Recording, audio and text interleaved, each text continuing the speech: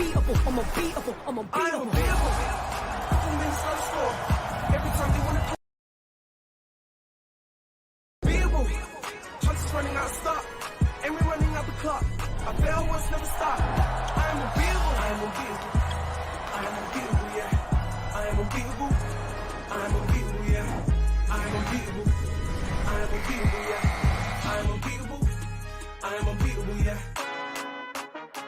Welcome to the British Basketball League live on Sky Sports and across the USA. It's round 18 of 27 in the regular season, and there are 9 games this week as the run into the playoffs really begins to hot up. Currently, Caledonia are second in the league. Tonight, they travel to their nearest neighbours in the north, Newcastle. Last time, the Eagles prevailed, but remember, in this Game of Thrones, gladiators always pay their debts. That wind is from the north. I know it well. No other breeze could have so wild a swell. Now deep and loud it thunders round my cell, then faintly dies, and softly sighs, and moans and murmurs mournfully. I know its language, thus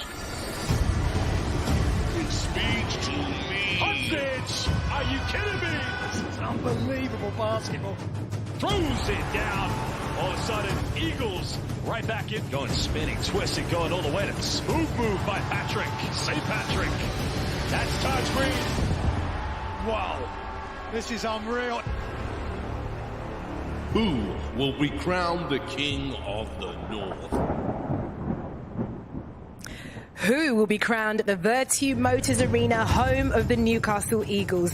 They are the most successful franchise in league history and are soaring in Europe, having just secured playoff basketball in the European North Basketball League. But recent form of the championship and the trophy has put the brakes on Newcastle's momentum. Mark Shooter will be reminding his players of the last time they faced tonight's opponents, where the Eagles inflicted Caledonia's first home loss of the season. The Gladiators will still be smarting from that defeat and will be out for revenge. In fact, it's over a year since Caledonia's last league victory over Newcastle. The Scots are in second in the championship, thanks mainly to their brilliant home form. However, it's a different story on the road. Gareth Murray's men have lost as many as they've won. Well, always on our winning team, we're an absolute pair of ballers. Former GB international Obi Soko is alongside current London Lions captain Jordan Taylor, or as we know him, JT. Welcome to both of you. And Obi, this part of the season is absolutely key, especially as we build off into those playoffs. This is when everything heats up, you know. After the trophy finals, the trophy was an absolutely blast. I know, sorry to my man JT over here. But, you know, it's a really tight league at the moment. You know, from the 4th position down to about 9, all the teams are really, really close, and all the teams are going to be trying to turn the corner at this point in the season. So this is the time for them to pull away. Definitely, for sure. But for Caledonia, this particular game, Newcastle are a bit of a bogey team, aren't they? They had not beaten them in over a year. And Newcastle, they're on a good run, 4 out of the last 5. Good run for them. Contrasting styles. Newcastle likes to get up and down. Caledonia likes to slow it down. One thing you have to do to a road runner, we've all seen, you got to drop an anvil on it. So they got to bring the energy. They got to play physical. Everybody keeps talking about this trophy, this and that. It was all right. But, you know, now with the championship coming up, every game matters, and this is a big one for both sides. I feel like we've got to give JT a bit of a hug. Yeah, I think so. No, I don't touch me. I'm all right. Don't touch me. I'm all right. It's all love. Yeah. But tonight, big game for both teams. And Over, you got the starting 5 for Newcastle. Take us through. Yeah, really dynamic backcourt. You know, they really have it all. They got balanced scoring from McGill and then Jordan Johnson, really good 1-2 punch. And then Austin Jr. He's the glue guy, defensive-minded guard who likes to get up and down in transition. And then you have the athletic big in green and the elder statesman, Defoe. That balances everything out. Absolutely. And for you, Jordan, you can take us through the Caledonia starting 5. Yeah, this is the big lineup that we talked about. Farrell Ali Hozic, man in the middle for them. You got the big fellas, Princeton Anwas and Lucas Paliza on the wings. And then, of course, the one and only Patrick Whelan holding it down for them, averaging 15 and 6. And Michael Bothwell's been filling in really nicely for Ian DeBose, so look for him to have a big night. Well, let's see what our guy thinks. We can drop in with our microphone master. It's Drew, and he's courtside with the Geordie boys.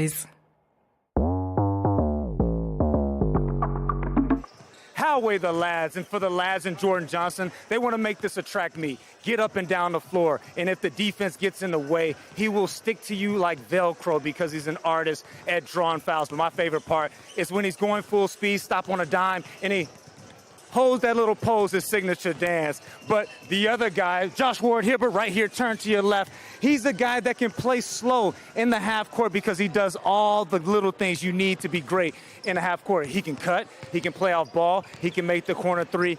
He is the glue to this team. But Jeanette, you better dust off those track shoes if you want to keep up with these Eagles tonight. They better keep up with me. I still got it, you know, Drew. I'll let you know that for free. Well, listen, the last time, though, Obi, these two met, Jordan Johnson, 24 points, 7 assists. He can, when he's ready, be a one-man wrecking ball. He can, you know, and, you know, he can get heated up in a heartbeat. One of the leading scorers in the league. Here you see him going to his left and getting downhill. This is a three-level scorer, guys. You don't see many of these kind of players in the league, and that is someone who has the ability, like right here, to get downhill to the basket. He's able to stop in the mid-range and score, and then he's able to shoot from behind the arc. I think that ability gives him sort of, you know, an upper hand a lot of the time, and it helps him open things up for his teammates. It looks like he's up for it tonight as well, looking loose and free in that warm-up. But switching from one court to another, former tennis player Josh Ward-Hibbert often goes under the radar, JT, but he's legit, isn't he? He's super legit. That's my guy. My teammate last year. He's a junkyard dog. Back in the States, we had a guy, Jerome Williams. I'm aging myself right now. But I've heard a lot of DB people say Derek Sullivan, maybe not with the accolades and the achievements, but with the way that he impacts games on both ends. As you see him here knocking down a three, you're going to see a lot of clips of him knocking down threes, but that doesn't quite encapsulate what he does, and there's not enough footage to show. He's going to play defense. He's going to get the ball out in transition. He's going to rebound. He's going to encourage his teammates. See him here on this next one. He's going to be on this weak side, waiting for this steal. They're going to get them out in transition, like Drew talked about. That's what they need, turning defense to offense, turning this game into a track meet, and they are a much better team with him on the floor. Yeah, they're looking good, and there he is, Josh Ward-Hibbert. What's he going to do tonight? We shall see. But in a couple of weeks, it'll be Team GB that will be tipping off against the Netherlands as they seek to qualify for Eurobasket 2025. And Newcastle head coach Mark Stutel will be taking charge of that GB team. But who do you think should be taking to the floor? Get in contact via the socials with your starting five, and we'll be back right after this.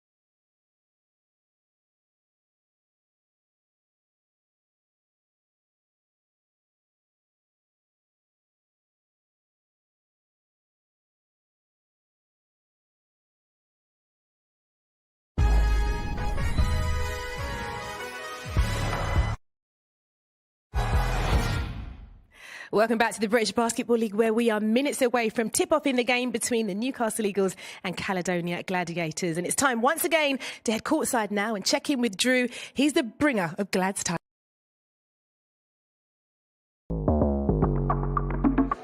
And the good news is Mike Bothwell was growing up right before our eyes. He was struggling a little bit at the point guard position because it's not his natural spot. He's more of a combo. But what he's doing is he's keeping it simple, keeping these guys organized, keeping them poised. But when he sees his opportunity to get to his left, he's taking it. And the guy that's really making him comfortable is right here, sitting down. You need a cup of tea, mate? It's GB International, Patrick Whelan. He's been there, done that. And the reason why he came here is to get those point guard reps, a career high in assists. But we all know when he needs to be off the ball, that one dribble pull up. Getting strong to his right hand, wide open for the three. It's money in the bank, right?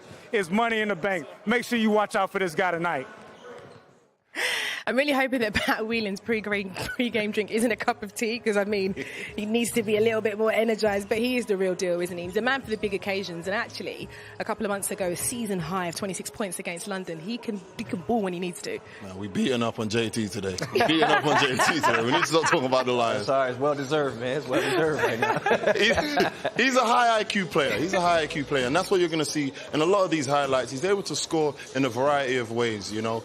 He reads the game here, pulling up in the mid-range, and of course that lethal shooting ability really opens a lot of other things up, but he makes the right read, and that's what I really want to emphasize here. It's his ability to read the game that allows him to get a lot of open shots, a lot of open layups, and really make the game easy for himself. Big-time player, big-time scorer, and yeah, we'll be looking for him to put up some buckets tonight. It's fun to watch him improve game in and game out. Yeah. I've been here for a year, and, you know, he's always been a shooter, but watching him turn into a playmaker as well. Yeah, staying with you, JT, Mark Bothwell, we spoke about him as well. He's really impressed since joining the program. What does he bring to the roster? Right on cue with improvement. He brings, right now it's a replacement, but he's fighting for minutes every night, and he really takes a lot of pressure off Patrick Whelan, as Ian DeBose did before. Ian DeBose was averaging 14, 6, and 5 in the last 6. Michael Bothwell averaging 14, 5, and 5. He was great in the trophy for them. See him picking up where Ian DeBose left off, playing the pick and roll, getting downhill, going to that left hand. He's really tough to stop. He's coming off here. He's going to watch the defender go under and hit the pull-up. He was only 2 of 13 last game, but he had 9 rebounds and 4 assists. So it just shows he's really setting the tempo, getting in passing lanes there, really controlling this team and not missing a step with the absence of Ian DeBose. You see there, missed the shot, but everybody's trailing behind because you know what he's bringing. He's been really solid for them. He has been solid indeed. Well, let's see what the coaches think. They've both been speaking to Drew. Welcoming Josh Ward-Hibbett back is key for us. I think he has so many intangibles. And, you know, I always lean on Darius. You know, I think for him to be able to, I don't care about the box score really with him. I think his impact is measured in a lot of ways. So when those two guys get going and lead the right way, I think everybody else follows. And how would you evaluate Mike Bothwell's growth? Yeah, he's definitely started to improve.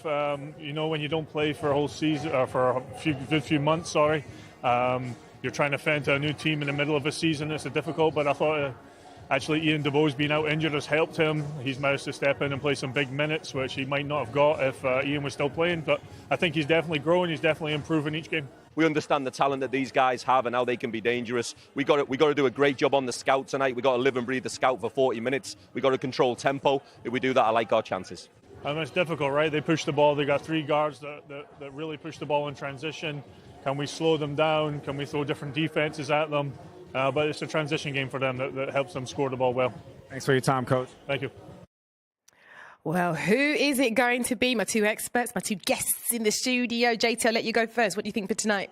I'm going Newcastle. I still have not seen the Coyote beat the Roadrunner. I'm going with speed. I'm going with up-tempo. And before he goes, can you guys tell me what Glad's tidings mean? Is that an American? Is that a British I'll tell you in the break. I've got Gladiators. I've got the discipline of the Gladiators.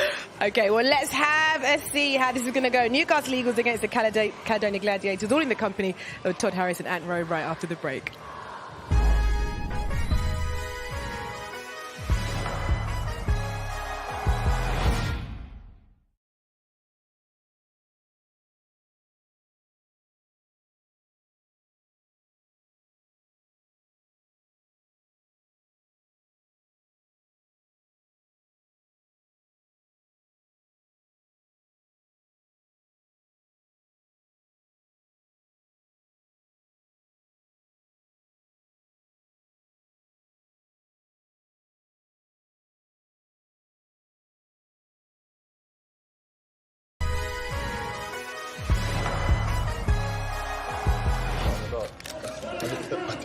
The Sky Sports Game of the Week. Todd Harris alongside the former Leicester writer, great Ant Rowe. This is a good one tonight, Ant, as we take a look at the officiating crew, Ian McDonald, Matthew Lloyd, and John Paul Heron. This kind of gets into those dog days of the league where you've got to start picking up these wins if you want to move to the top of the table. That's exactly it, Todd. But it's these types of games and fixtures as well that can really separate you away from the pack, because that's what it is right now. It's a bunched up pack in that league table. Separating in the pack, that is the truth right there. Tied for 5th place are the Newcastle Eagles. They'll be homestanding in their black uniforms. They're even right now with Leicester Riders and the Sheffield Sharks, even on Mount 500. That's 11 and 11. The Caledonia Gladiators come in at 14 and 8 in 2nd place, tied with Cheshire. The Gladiators come in their traveling blues, and this really is the battle for the North. And right off the bat, you kind of get an idea of what we could be in for. The quick, fast hands of the Newcastle Eagles against the tall towers of the Caledonia Gladiators. Well, both of these two teams are offensive orientated, but it's been defense that's prevailed. A sloppy interior pass there to Ali Hodges, who looked to establish him early. That 6'9" center gets some high percentage shots around the rim, but it results in a turnover. And then the other end of the floor, you see Onwas, that ever-present defender for the Caledonia Gladiators, getting a deflection. Do you think that the Newcastle Eagles, the way they are built with that 3-guard rotation with McGill, Austin, and Johnson, they can do enough damage as a 3-headed beast as guards to take down a team as balanced as Caledonia? Oh, of course. You know, the talent's certainly there, and if they shoot the ball well on their home court, then that offense will be free-flowing. You'll see a foul called here with 9:21. Remember, in the British Basketball League, we play 10-minute quarters, 4 quarters in all, and you only are allowed 5 personal fouls, unlike the 6 they give in the NBA. Good crowd on hand in Newcastle, the Virtue Motors Arena. Friday night, as everyone tries to get themselves, I guess, limping to that international break, and as well as the All-Star game. That's his here, doing the little things. You've already seen him add value. You've only played a minute. He's got a steal, and then cleaning up the offensive rebound there for an easy putback. Princeton Onwas, the 6'6" forward out of Houston, Texas, played college ball at University of Utah as well as San Jose State. It doesn't bring huge numbers to that team, but 7 points a game, 4 rebounds, and a lot of stuff that you can't count on the board. And speaking about not counting the board, who would have thought the over-under on big man Darius Defoe getting the first bucket on a baseline fadeaway? Well, Coach Stoodle said this. He doesn't care about his production in the box score because he does so many other things. And on that play, he's leading from the front. He's showing his team, look, if I can score, you can too. Yeah, we talked about that, you and I, prior to the start of tonight's game, the tip-off. Why not start Darius Defoe? Why not start someone like Josh Ward-Hibbert in his place? Well, for that reason there, it's the ability to, he's been there and done it. 20th season now in the British Basketball League. He's won it all. But I think more importantly for him, he's got that, he knows as well he can't play basketball forever, so he is enjoying his game right now. Patrick Whelan was shot off the mark. Ali Hodges can't put it in. Gets his own rebound up and under. He won't miss that one. 2-point blank for Pharaoh Ali Hodges. Excellent determination there from Ali Hodges. He was so sought on getting the offensive rebound, even snatched it from his own teammate. Good battle on the boards between the Caledonia Gladiators. That ball knocked away, and once again, your guy, Princeton Onwas, in the middle of it. Back-to-back bucket for the 39-year-old Darius Defoe, the same age as LeBron James. It's what a convenient say Darius Defoe and LeBron James in the same sentence. Come on. A really messy offense there that was saved by the veteran Darius Defoe with the softest of close-range jump shots. You know they say garbage points still count the same as regular points. Oh, yeah. Ali Hodges goes right at Defoe, can't get it to drop, and now the Eagles looking to run. Johnson, he'll pull the trigger, deep range 3 off the iron. Well, look for Jordan Johnson to be aggressive here today. The steal from Ricky McGill. Lightning quick. Just like that, well, you ask the question, what level of damage can those 3 guards do? And Ricky McGill showing us all there was anticipation with a steal and then an easy finish. Onwas drives, and he's going to draw the foul on Larry Austin Jr. Some of the quickest hands in the league belong to Larry Austin Jr. and Ricky McGill, and McGill just showed it. He saw that pass like a free safety and just poached it. Again, it's a little bit of a lackluster pass, but Ricky McGill, credit to him, was alive to it. He gets himself an easy 2, and he's the type of guy as well that can put points on the board in a hurry. Yeah. He's the guy that can score 30-plus points in a game. And what you don't want to do if you're Caledonia is give him confidence early. He's coming off a 16-point performance in the most recent game in a loss to Cheshire. And a nice drive on left-hand side. Mike Bothwell out of Cleveland, Ohio, played his college ball at Furman University down there in Greenville, South Carolina. And speaking of which, answered back, another Carolina player in Taj Green comes from Columbia, South Carolina. Newcastle doing a good job of getting points in the paint. All of them did it entry post and down low, and this time Taj Green now is introduced on the score sheet. Shortest man on the court comes away with the rebound. That's Jordan Johnson. Defoe, why not? Oh, he's seen it. He's seen it tonight, and he's on fire. 3 in a row. 6 early points for Darius Defoe, and he's shown us all the level of value that he can add on the basketball court. Darius Defoe already with his season average in the first period and a steal. Beautiful layup coming the way of Larry Austin Jr. And that's exactly what you don't want if you're the Caledonia Gladiators. Newcastle Eagles are the second in points per game in fast break, and Larry Austin Jr. will be one of the best individuals you'll see this year in the offensive transition. Defoe, another rebound off that miss by Bothwell. And look at the Eagles looking to run again. And drawing the foul is Jordan Johnson. So the question to you would be, Ant, if you're the Caledonia Gladiators, do you want to get into a track meet with these Eagles tonight? 100% definitely not. Newcastle are made for games like this. They get up and down. The tempo that they can inflict on a game is so fast. Leicester leading Plymouth in the other game tonight in the league, 11-9 right now, with 6:30 to play in the first quarter. We'll keep an eye on that game as well. Doubleheader action tonight in the league. Johnson, floater down the lane. Bank is open on a Friday night. It's Newcastle Eagles again going straight to the heart of that defense of the Caledonia Gladiators. Never 2 points in the paint. Eagles with no fear so far here early as we have reached the near halfway point of quarter number 1. 14-6 Newcastle. Caledonia was with them for a while, but as Ant Rowe pointed out, not a team you want to get to a track meet with, and that's a nice way to slow things down. Go to the big man. You talked about that, Ant, establishing Pharaoh Alahodjic early. And that's the second time they've got that matchup. You see the smallest player on the court, Jordan Johnson, matched up against Alahodjic, the biggest, strongest player on the court, and nice little dump down pass, and that will be the easiest of twos that Pharaoh Alahodjic will have. I think that's the anvil that JT was talking about dropping on the Roadrunner. That's the best way to slow him down. Alahodjic is a big anvil at 6'10", the center originally from Leicester. The Bosnian baller played his college ball in the States at the University of Alabama, Birmingham. You know who else played at UAB? Ovi Soko. He did indeed. Yes, he did before he made the trek up to Pittsburgh. Under 5 to play here, 14-8 Newcastle on top. Looking for a big opportunity here at 11-11 as the Eagles would love to get into the plus 500. Right around 11-11, is that where you anticipated, Ant, maybe they'd be at this point in the league, or do you think they'd be farther ahead? I thought they'd be higher. Yep. Yeah, absolutely. We'll take a break. It is all Newcastle on a Friday night from Virtu Motors Arena. You're watching the British Basketball League live on Sky Sports.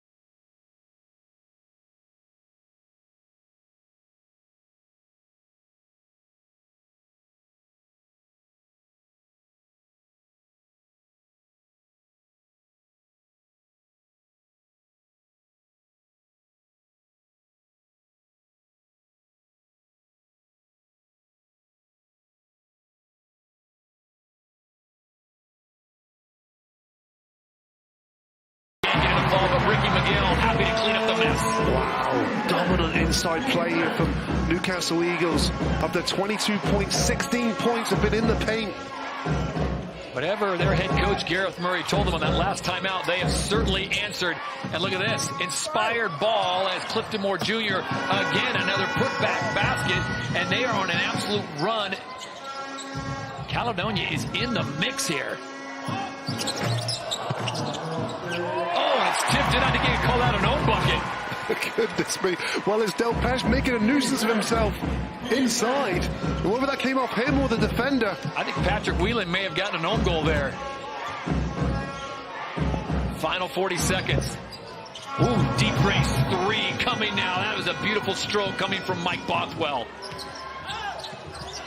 This is like an all-star game. There is very little defense being played here. It is up and down, and there's going to be a foul call there on the outlet. Wow, 24-19, back and forth they go. They're going to get the foul. Looks like on Scott Spencer on the reach. Mike Bothwell just confident looking shot here. He's got the size on Jordan Johnson as well, which means he can easily elevate over him and shoot over him, but still a difficult shot. But that was a made basket. You see how quickly the Newcastle Eagles inbounded the ball and outlet, and Jordan Johnson almost got an instant reply.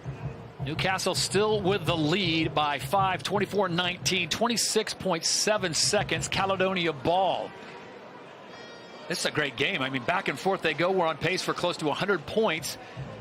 If it's a high-scoring game, Ant, who do you like? Newcastle. Yeah, I was going to say they love to run. They will not run out of petrol. Inbounds to Mike Bothwell. See the difference? 3 seconds on the shot and game clock.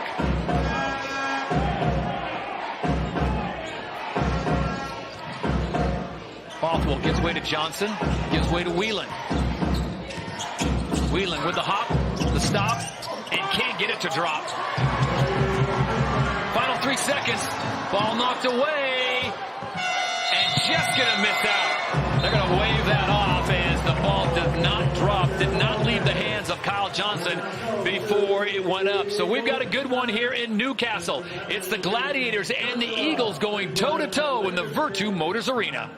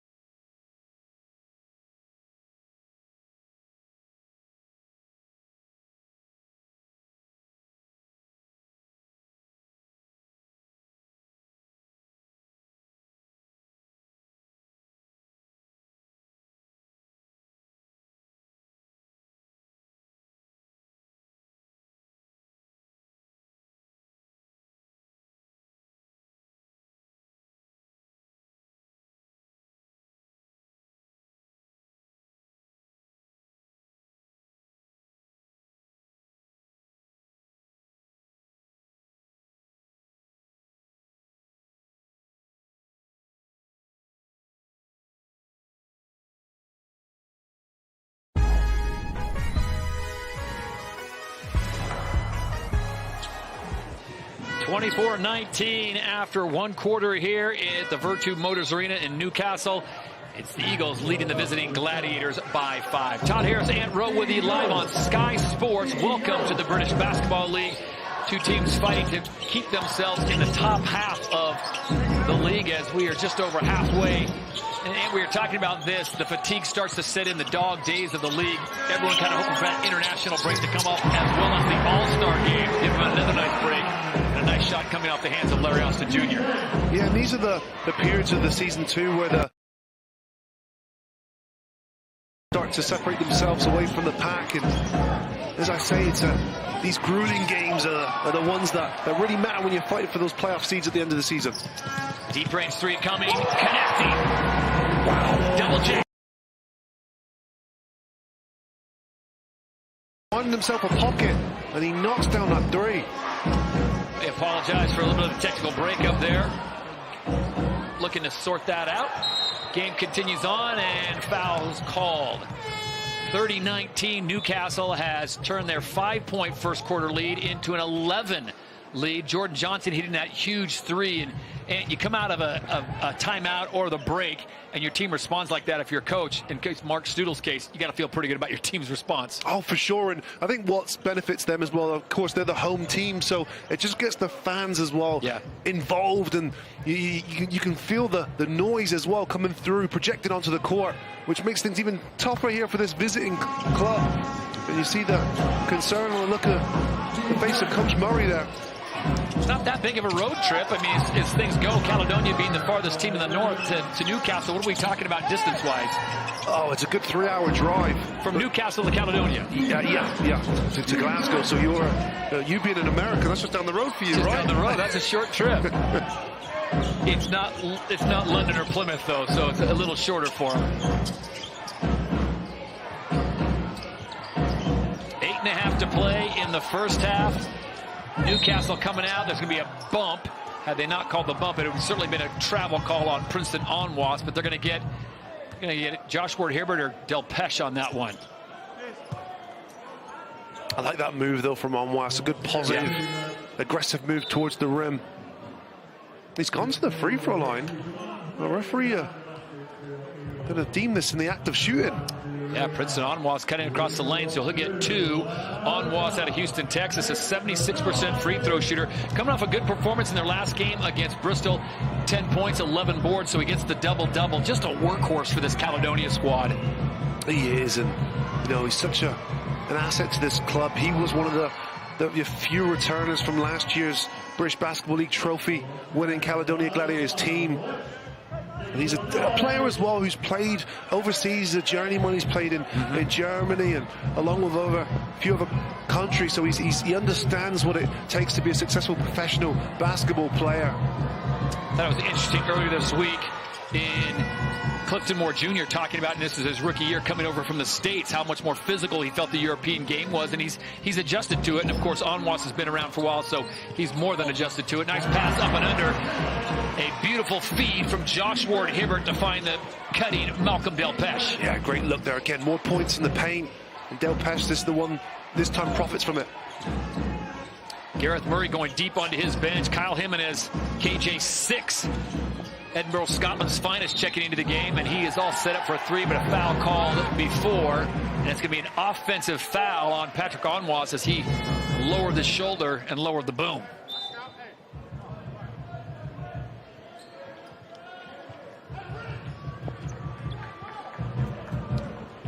$7:59 to play in the first half. An 11-point lead for Newcastle. They sit 500 on the season at 11-11. Caledonia coming off that, I guess, that disappointing run, could you say, in Birmingham a week or two ago when they went to the semifinals in the trophy, trying to defend the trophy, and just came up a little bit short against London. Yeah, look, it was a tough ask. London were the favourites to win the whole competition. Of course, that didn't play out that way, but they played. I thought Caledonia played really well against London, but they just came up short in the fourth quarter. Coming up short is Larry Austin Jr. on that mid-range jumper. And Lucas Palissa, who's been quiet this game so far, has yet to score. We'll see if they try to get him on more, because this guy is an outside shooting threat all the time. On cue. There he is, the Czech Republic international. We've seen him have some humongous games this year. His ability to just shoot the ball. He has the purest of shots. But effortless for him. 32-24, 7:31 to play in the first half. Gives us our first opportunity to go courtside in the one and only Drew Lasker. Hey, Todd, the pace in this place is incredible, and it fits perfectly for the style of Taj Green, who I had the opportunity to meet his mother last week. She got a chance to watch him live in person in Europe for the very first time. She talked about how proud she was of him and how she just wanted him to represent the family name. I said, well, he's leading all forwards in the votes for the All-Star game, so he's representing the name very well. But his secret weapon, guys, are these right here. And if we can get a shot of it, he has a couple of bags by the bench. And I told him, hey, let's take advantage of this name you built here in the country, and let's start selling it. We can call it Taj-tastic. And I said I would even give him a homeboy discount, guys, 70%. Todd? Oh, that's great stuff. Yeah, I've seen Taj Green go to the bench before, and he's chomping that. I'm like, well, sure, he's not playing with gum. It's like other players start saying, hey, man, can I have a couple of those gummy bears? Well, he's one of these as well. Gummy bears aside, he is a success story. He's a guy that played Division II small school in Benedict College, and his first year last year in the pro, goes to Manchester Giants, averages 18 points a game, 8 rebounds, 9 rebounds, and now he's on himself a Newcastle roster, playing in European competition. His mum's flying over across continent to watch him play. So, remarkable story for Taj Green. He's a great story, no question about it. And to your point, at Manchester, he was called upon to score quite a bit more. Here, not as much, but still 13 points, 8 rebounds, and a young player. Ball up, and a nice finish coming off the hands of Malcolm Delpeche, of course, the twin brother of Marcus, who plays for the Sheffield Sharks. And a good start here from Malcolm Delpeche. He's averaging 6 points per game. He's already met his average. CMJ, Clifton Moore Jr., out of Ambler, Pennsylvania, gets that one to drop and quickly comes back. Newcastle Eagles, they're going to live by the sword and die by the sword, or in this case, live by the speed. Now the team that's going to come down and set up. If they see an open shot, they're going to take a green light all the time. And that one not going through. It looked like it went through, trying to be saved there by Jimenez, and it goes out of bounds back over to the Eagles. Yeah, good strong take there from Patrick Whelan. Just wasn't able to convert the play. I think Drew Lasker's got a little marketing thing going with Taj Green, maybe getting someone with that Haribo sponsorship. I think so. The 70% discount as well. Yeah, Drew's generous. Tell you what. So Taj Green back into the game. We'll see if Haribo, there you go. He got a pack out of that. I'm going to get some deals from my old mate, Drew Lasker. See what he's got for me. Tell you what, Drew Lasker, he gets the hard-hitting stories. He'll go anywhere where the story is. If it's a gummy bear table, he's on it. Taj Green, gummy bears intact, and he's going to get fouled and go to the line. So we'll see how Green does at a 76% free throw shooter and a pocket full of Haribo.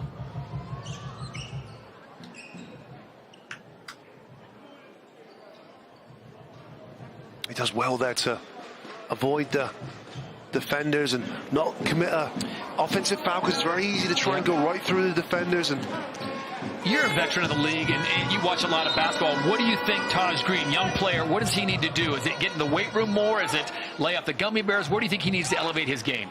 I think it's consistency for him, and me personally, when you watch him and assess him, sometimes you'll see a game and you think, goodness me, this guy has got so much potential, and he's already so talented. I think it's more of a mental thing for him. I think he needs to stay locked in, and particularly in games as well where he doesn't have a good start. Sometimes when he doesn't have a good start, that'll then project to the rest of the game, and he'll finish with, below his averages. So I think for Taj Green, as he continues to develop and grow as a professional, I think that mental resilience he needs to continue to get stronger in. Yeah, build on that. And if you're a coach, we just saw a second ago a shot of Gareth Murray. If you're a visiting coach, you have to account for Taj Green. He's one of the guys that I'm assuming you have to game plan for. Oh, for sure, yeah. I mean, he's a guy, again, remember last year, averaged 18 points per game. So he's a guy that is an athlete. He's 6'9", but also he shoots the 3 ball relatively well. Beautiful back cut coming from Frazier, Malcolm, and Patrick Whelan. You know, Ovi and JT talked about it. He is a high IQ basketball player. That just shows that his eyes are always up searching for the pass. Well, that's one of the areas, too, they've been really impressed with. They're saying pre-game is his playmaking ability. That's the ability to get his teammates involved, as you saw there. Great pass to Malcolm for the easy two. Malcolm Belpesh's shot off the mark. Look at this, great pass and good timely cut as well from Fraser Malcolm, who's one of the Scottish products there, who was actually a teacher a couple of seasons ago and decided to go full-time as a professional basketball player. And he's a guy that adds value from the bench, can shoot the ball well, 6'7", athletic. Yeah. Scottish sharpshooter.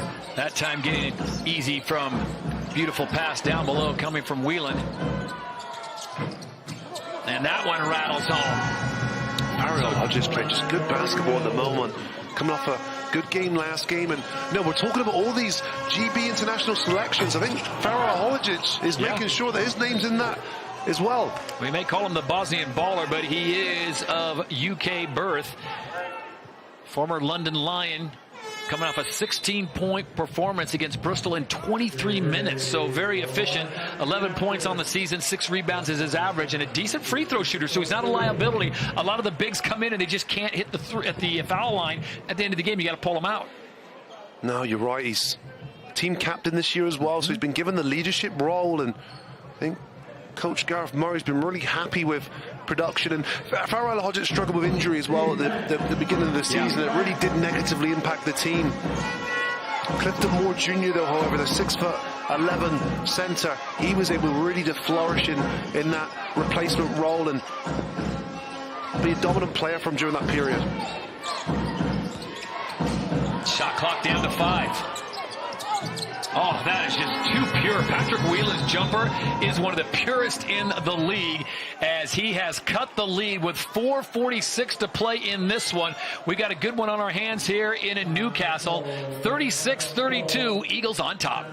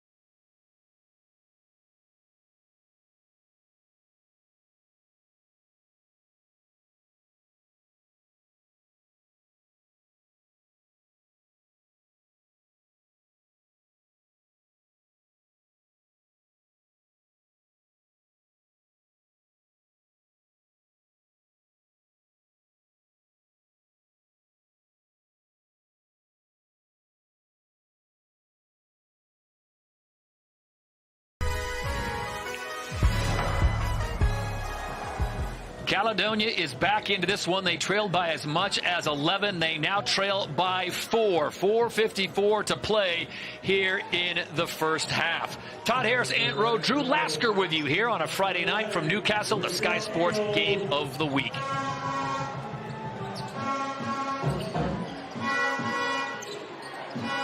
Want to end with a flourish, and of course, nice little alley-oop dump down to Ricky McGill. If you're Newcastle, you probably want to get back to your running ways. Yeah, of course, and credit to Caledonia as well. It can be quite overwhelming when you've got a team like Newcastle Eagles that are consistently running at you, and they've been successful in doing it as well. Ooh, look at this. Wow. That's a 3 for 3.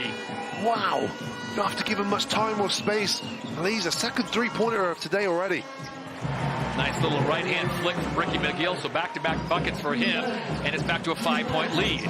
And that's the problem. Caledonia have to get back quickly. As soon as that ball goes through the net, they've got to turn around, set up, play defense.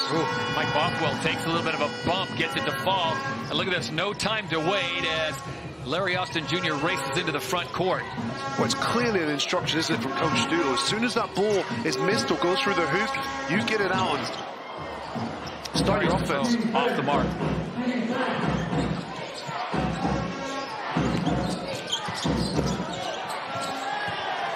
Ali Hodges put the ball down and Darius Defoe knocked it away. And this is an easy bucket for Larry Austin Jr. going coast to coast. Turnovers have been absolutely crippling the Caledonia Gladiators. And Darius Defoe, he knows exactly what Ali Hodges is trying to do. He's trying to get to that right hand. He anticipates it and steals the ball. And the foul there coming from Frazier Malcolm. He gets Jordan Johnson. And it was before the active shooting, so he will not go to the line. It'll be inbound Newcastle.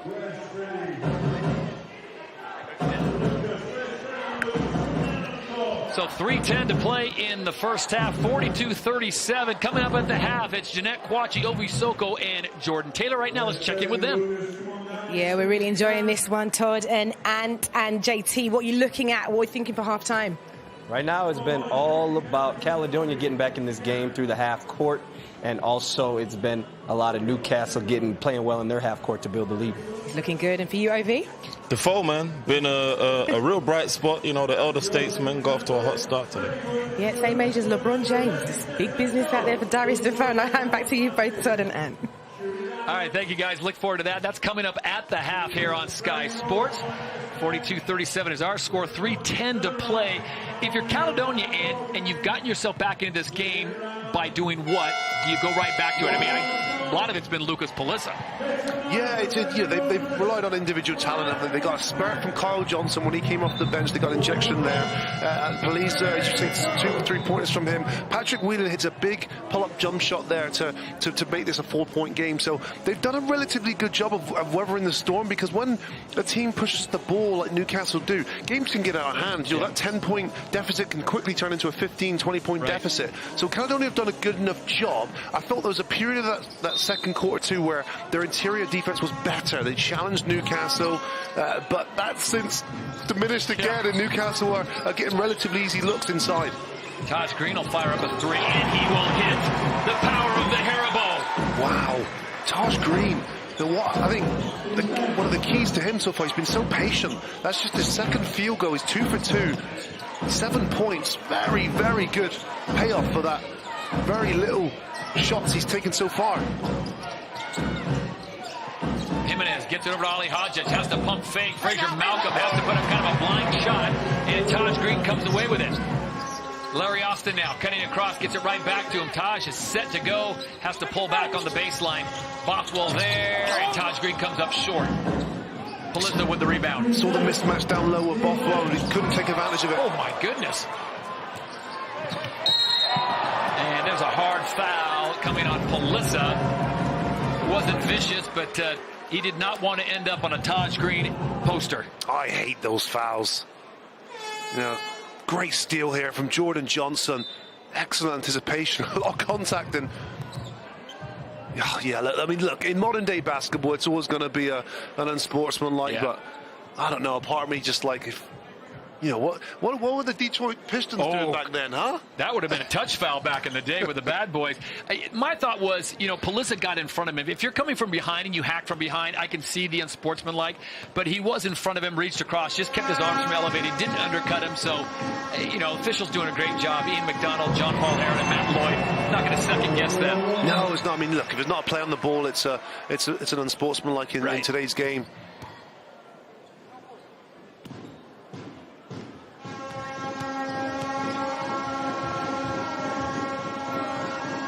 Taj Green is 76% free throw shooter. A little bounce in his step right now, so he gets a couple easy ones to push it back up into a 10-point lead, and that's how quickly this game has gone. It was down to 4, back to 10, back and forth to go, and that was, they were down by 4, what, 2.5 minutes ago? It's just like that, and that's how the ability of Newcastle Eagles just to increase the tempo and the way that they shoot the basketball. That was a deep range three off the hands of Jordan Johnson. Comes up short. Palizza, he'll wait for numbers. Whelan gives it right back to him. Palizza's had the hot hand, and Taj Green recognizes it. This time Palizza just drives. I think he's 4 for 4. I don't think he has missed a shot yet. I think you were right, and that's a very clever decision he made there as well. Everyone knows he's a shooter. Yeah. And this time uses that pump fake, which gets him all the way to the rim. 8 early points for Palizza. Jordan Johnson's thought about another Damian Lillard range three. Gives it over to McGill, who he'll pull the trigger on a three, and a quick rebound now, and back come the Gladiators. Looking to cut it to maybe 6. Ali Hadjic is fouled by Defoe and blocked by the backboard, but he will go to the line and shoot 2. Well, this time Ali Hadjic is forced to go baseline into his left hand. Ali Hadjic does a good job, though, of getting Defoe into a foul.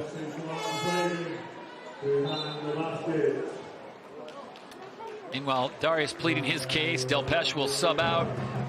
In for... Meanwhile, we got another game going on here in the league. Doubleheader tonight. We'll keep you up to speed on that score. It is Leicester and Plymouth, 46-41. The Riders lead the Patriots by 5 with just under a minute to play in the first half. Ali Hadjic misses the first of 2, a 72% free throw shooter.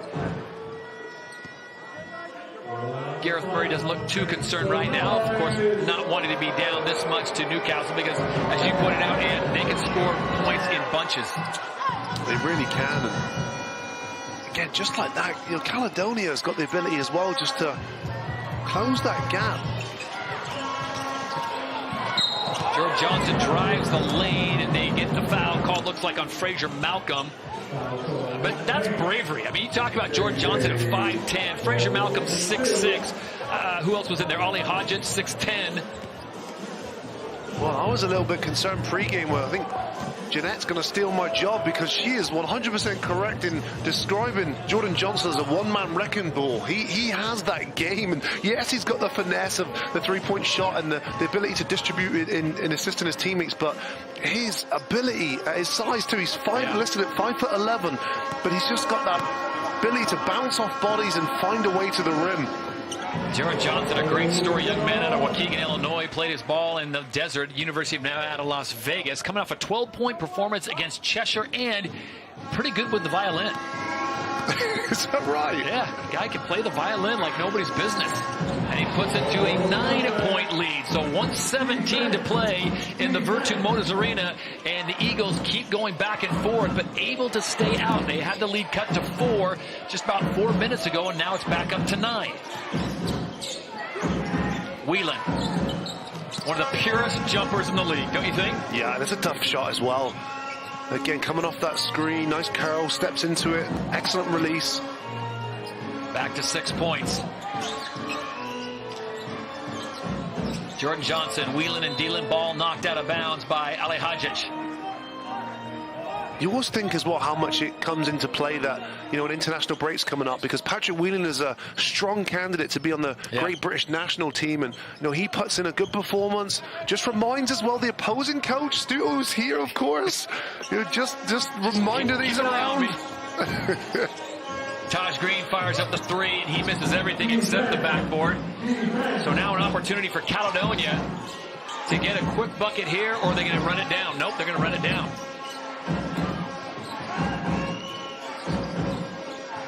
10 on the shot. Bothwell with the drive.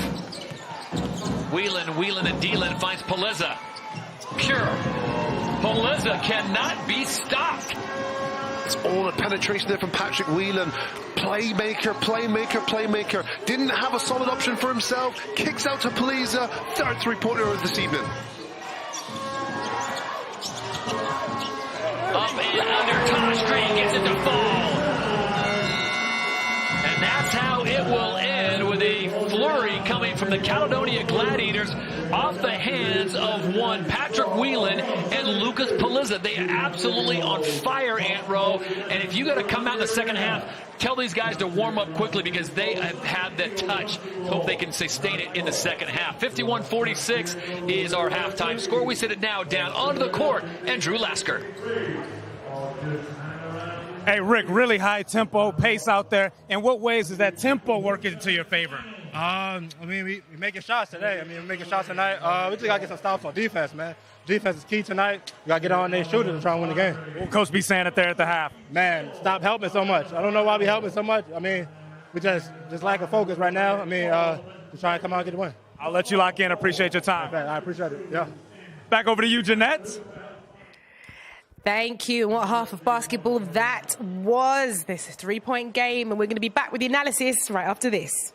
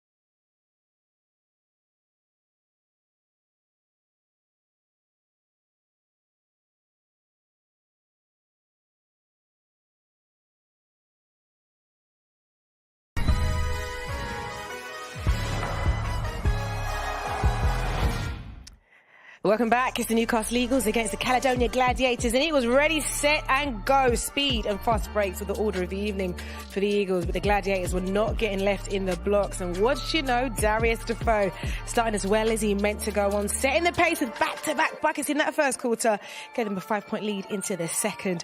And the Gladiators kept putting the score back, but were having to turn around quickly to defend, and sometimes not quickly enough. A spread of points across the Eagles squad, but will they be the ones to watch in the second half, or will we feel the power of the Gladiators? Ovi Soko, JT alongside me. Let's take a look at these stats here, Ovi. What jumps out for you? I think the turnovers, especially on the Newcastle Eagles side, and in a good way, they only have 3 turnovers, and for a team that likes to get up and down and play quickly in transition, that's a huge key that, helps them get their offense going. Yeah, and that was the thing we spoke about at the top, JT, wasn't it? The speed of Newcastle, how quickly they play, and they did not disappoint, especially in that first quarter. The speed of Newcastle, much only 3 turnovers for them at that speed is amazing, but on the other side, 7 turnovers for Caledonia, 6 steals for Newcastle. That's a live ball turnover. What a live ball turnover is, when it does not go out of bounds. When it doesn't go out of bounds, you got Larry Austin, you got Jordan Johnson coming at you. Meet, full speed ahead. And we can have a look here at some of these fast breaks that we saw. Newcastle, there it is. Beautiful pass Todd mentioned Bill Walton. That's a little old school. He could have gone Kevin Love, but that miss from Clifton Moore and the miss from Patrick Whelan right there are just as good as live ball turnovers like Ant mentioned. And when those happen, you got to finish those. It doesn't allow you to get back and get your defense set. There's Ward Hibbert with the pass, getting downhill, the rebound, the offensive rebound. And here it is, a little lackadaisical getting back on defense, not sprinting back. You give up the wide open shot. When you give up a wide open shot like that, it's harder to rebound. Even though there's 4 blue jerseys, Del Pesh is still able to get on the offensive glass and punish the Gladiators. And in terms of the offense as well, it's been consistent, hasn't it, Movi? Yeah, it has. I mean, I think Newcastle have done a good job when they have been slowed down, in transition, and they haven't been able to score. They've gone into a zone and they've executed. This is something that people might have questioned in the past. Can these guys be disciplined? And here, the attack by Gill, they stay with it, but then they stay disciplined in their offense and get an easy basket. And I think that's the key for this Newcastle team to continue to play well, is when they're stopped and when they're taken out of that transition game, are they still able to score? But one thing we did see, though, JT, especially towards the end of that second, the momentum, the shift in momentum, and Caledonia, they kept on coming back at them. Yeah, that was the hammer that we talked about. It was Pharaoh Alihozic, it was Clifton Moore, it was the Caledonia Gladiators, that we like to see. There's Kyle Johnson getting in the paint, the offensive rebound. But they started making multiple passes on the offensive end, getting deep position right there, Clifton Moore. When you get those type of shots, you wear down on the legs of faster players. You make them work on defense. When you make them work on defense, it's harder to get that ball out of the net and go run up and down. You see Pharaoh Alihozic, multiple offensive rebounds right there. Bothwell telling everybody to get back. And that's just what it does. That's what Caledonia has to do. That's what got them back in this game, is running their offense.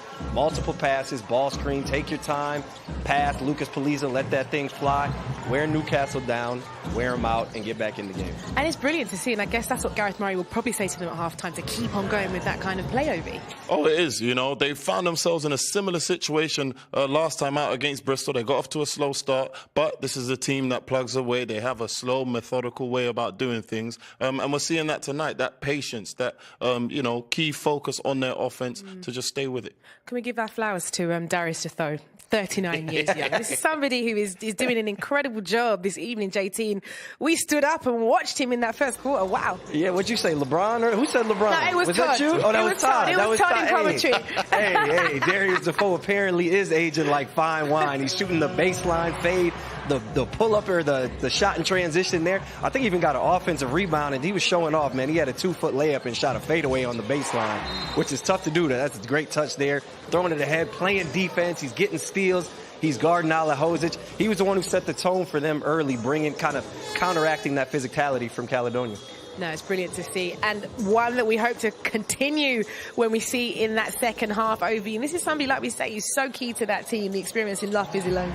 He is. Mark Stewart talked about it in the pre-game. He said, this is someone who brings different elements to the team. Yeah. And I think his leadership qualities are key for these guys. And he led from the front from tip-off today, and we're seeing a hell of a performance. Well, let's see how he goes. It is half-time in the British Basketball League between Newcastle and Caledonia. Currently, Newcastle leading by 5 points. And we're back with the second half right after this.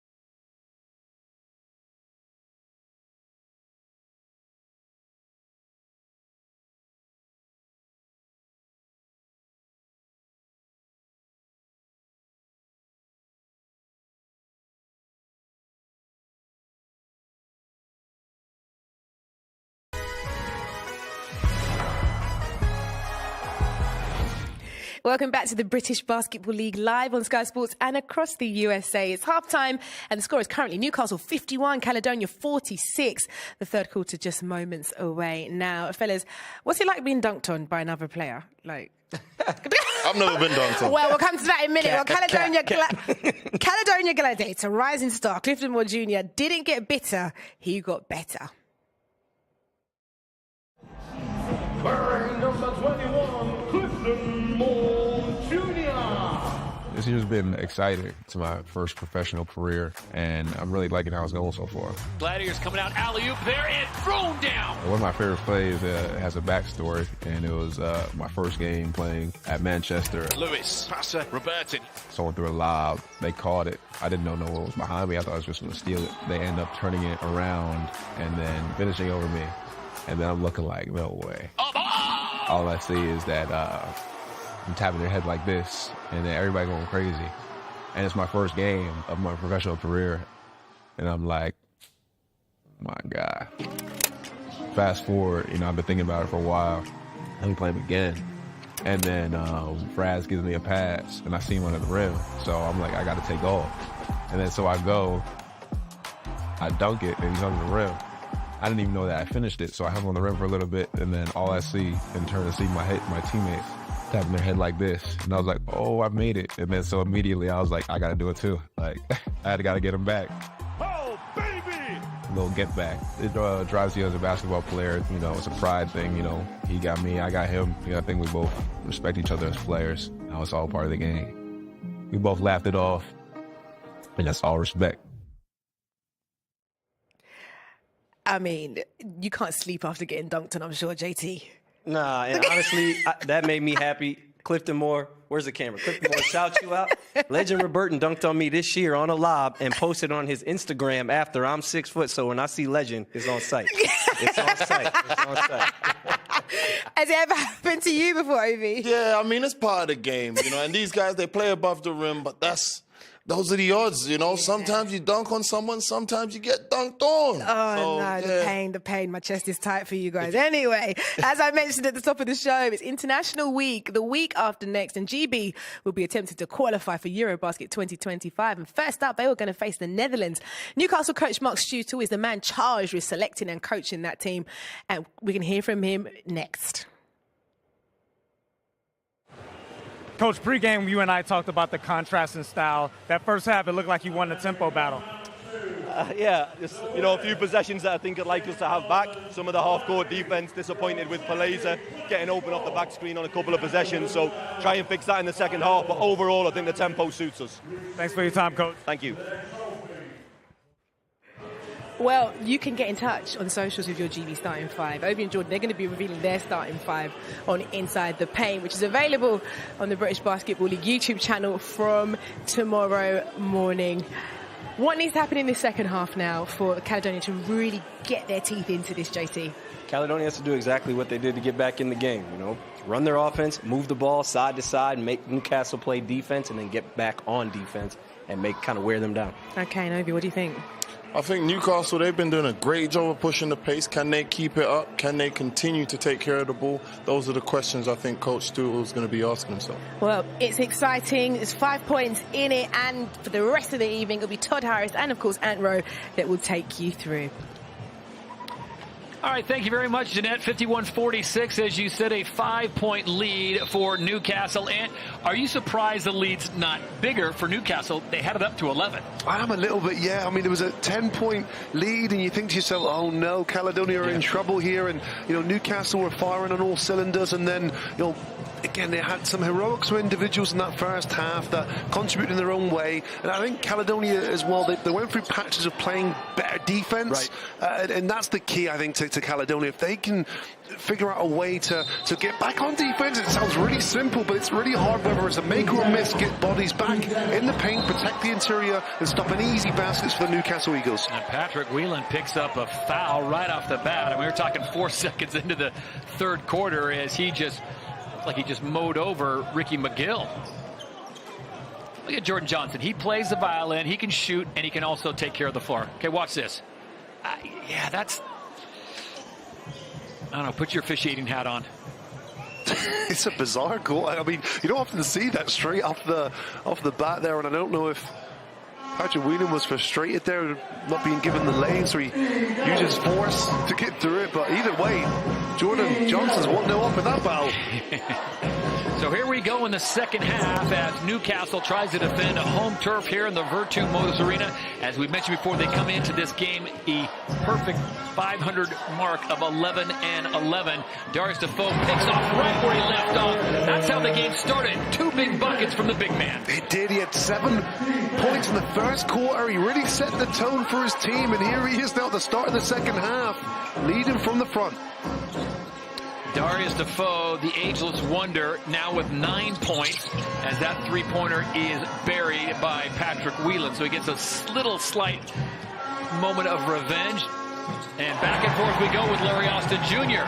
signaling to the Caledonia bench. And there it is again. The basket goes down from Patrick Whelan, and then in a matter of moments, Newcastle Eagles are already on offense, and it's Caledonia who miss Larry Austin Jr. there on the side. Boy, he gets a lot of rebounds. Jordan Johnson will feed it back. Sharing is carrying. Jordan Johnson, last man with the ball, but he's a little strong. Ball knocked away, taken away by Princeton Onwas.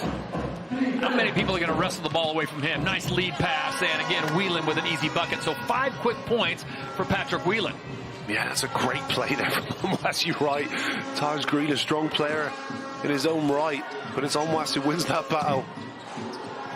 Taj Green not fully fueled up with the Haribo yet as he's off the mark, and here we go. It's a 5-point game, 56-51. Newcastle had a 5-point lead to end the first period, 5-point lead at half. Ball knocked free, and Newcastle has players falling, slipping. Nothing called there. Yeah, it is. I was going to say, Princeton Onwas was firmly planted, and Larry Austin Jr. just couldn't hit the brakes. I didn't think the whistle was going to come. I was waiting for it. I'm like, sure, there's going to be a call. Great recognition, though, from Onwas. He knew that Larry Austin Jr. was out of control in that instance. It was a bit of a weird scenario before that. It was a couple turnovers that could have went either way. I always feel like Larry Austin Jr. can stop. Like, you're not going to call that? Our crew chief, Ian McDonald, working with John Paul Heron and Matt Lloyd, the officiating crew tonight in Newcastle. 56-51, coming up on 8 to play, 10-minute quarters in the British Basketball League. Great game so far, as we've talked about Todd Harris, Ant Rowe, and we are on pace for 100 points. Anytime you get to a 100-point game, there's going to be a bit of offense. And how about this fake? But away from the ball, Darius Defoe is dropped like a sack of potatoes. Well, could have been a little bit of frustration there from Ala Hodgetts, who just lost the ball to Darius Defoe's quick hands. Ooh, I don't know if he fired the elbow, but they were certainly raising up. And the officials doing a great job. They're going to talk about this. 2 on the right side of your screen. Again, we mentioned the crew chief, Ian McDonald.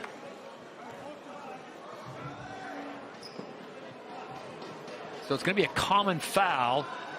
I think they were talking to see if it was above the shoulders. It was not. It was into the chest.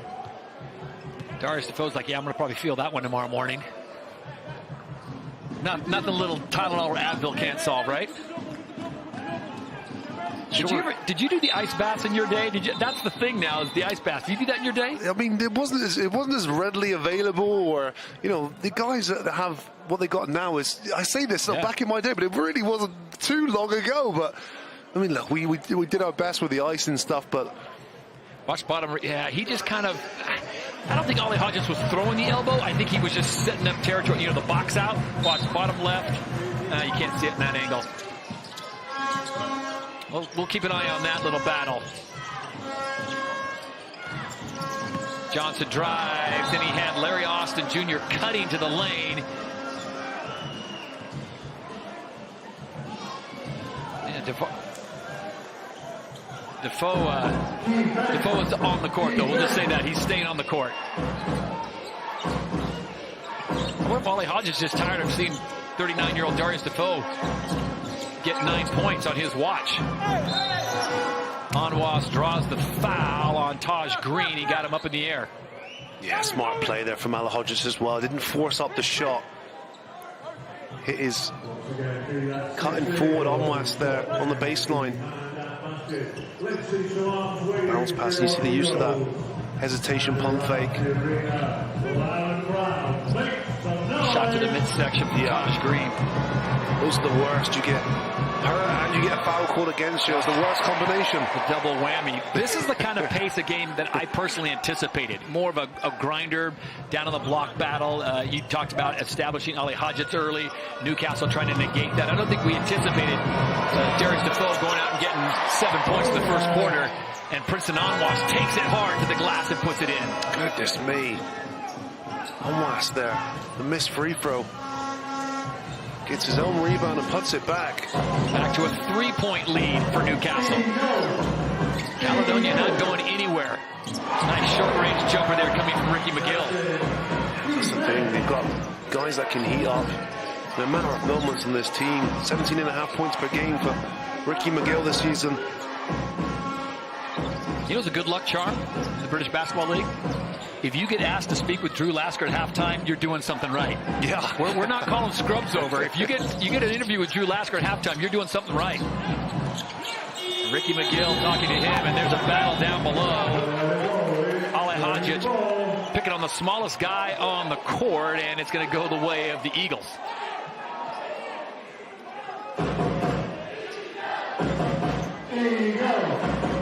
Wow, good battle inside there. You see Jordan Johnson battling with the biggest guys on the court down there. That's courage right there. 58-53, under 6.5 to play in the third. Welcome all our fans watching at stateside as well here in the UK. Jordan Johnson will pull the trigger just to show that he can, and he's off the mark.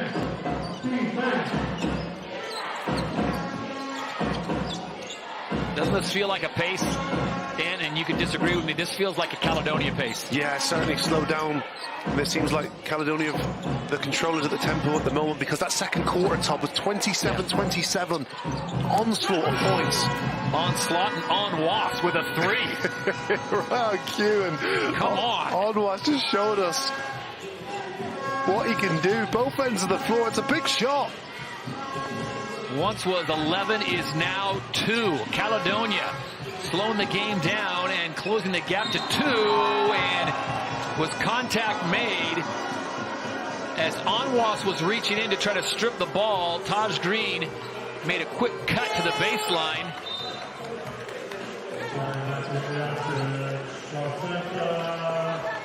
Oh, he's put his body on the line. I think every decision he's made has been great. Even the ones where he puts his face in the way of an elbow. It's a painful one, but it's a good decision. So this should be is it a 2-shot? Or just a common offensive? I think just a regular foul. Yeah, they're going to call it a common offensive. Yeah. I mean, you got to look as well. I mean, Onwas was the one that was reaching in to the personal space, if you want to say, of Green. I think the officials do a great job looking at intent. Yeah.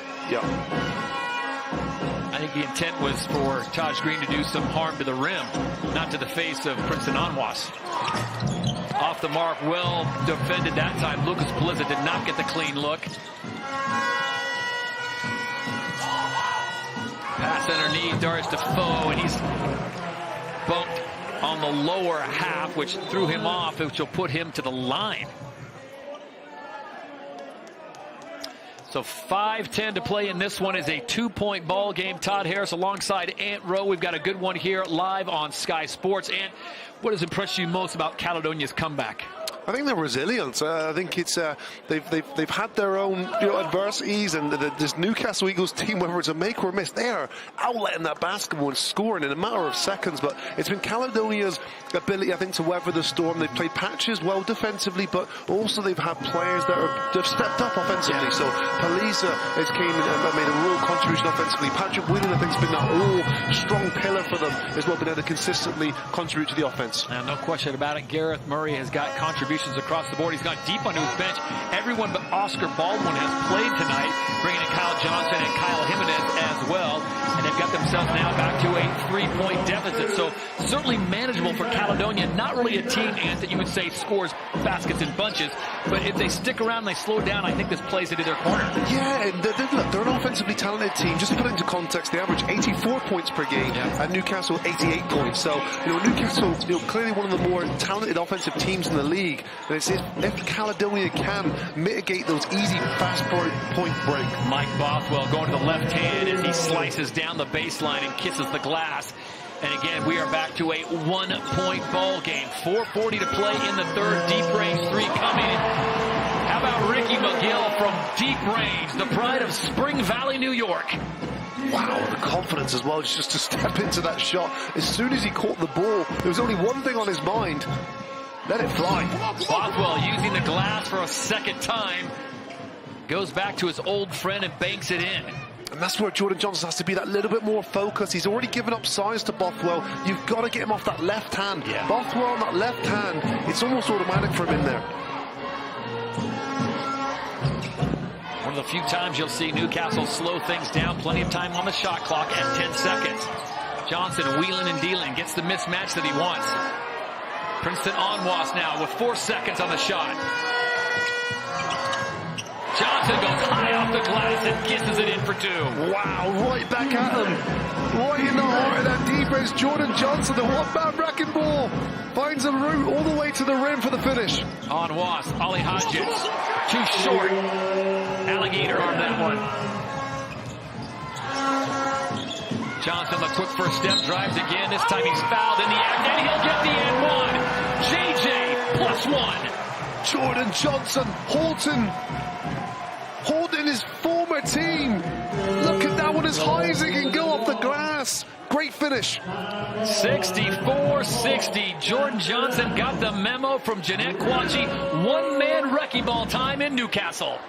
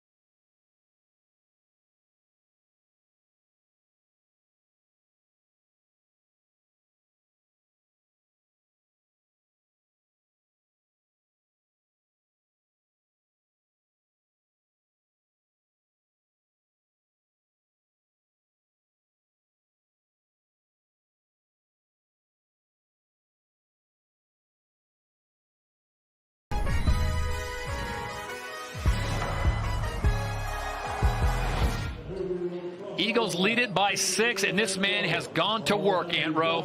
He sure has, and he's inflicting an amount of damage on his former team. And look at this one. That's a high degree of difficulty shot, high off the glass. Jordan Johnson. Back-to-back buckets as he now will try to complete the three-point play. Fouled as we went to commercial. And here he is looking to push the lead back up to 7. Gets it. Caledonia does a great job of cutting the lead. They do a great job of getting close, and then it's like an accordion. There goes Newcastle expanding out again. It's back up to a 7-point lead. Well, it's really difficult because you expend so much energy emotionally and physically trying to get back into a game, and with the firepower that Newcastle have as well, it's really hard to stop them for long periods of time. Ball was bounced around and finally ended up in the hand of Kyle Johnson, KJ5, as Clifton Moore Jr. handed it off to him, and he is blocked, but he will go to the line now and shoot 2. I thought he had a valuable performance in the first half as well. Yeah. He really did contribute during a really vulnerable period of time for the Caledonia Gladiators. And Kyle Johnson's a guy that was one of the more prominent players in Newcastle Eagles last year. He was one of their leading scorers. Makes the switch further up north this year to the Caledonia Gladiators. But a bit of an up and down season for him by his standards. But he's showing us that he has the ability to turn games on its head. Right now he's trying to push that lead, cut that lead down to 6, maybe get 5 here with 3:07 to play in the third. Remember, 10-minute quarters here in the league. And he's hard off the back.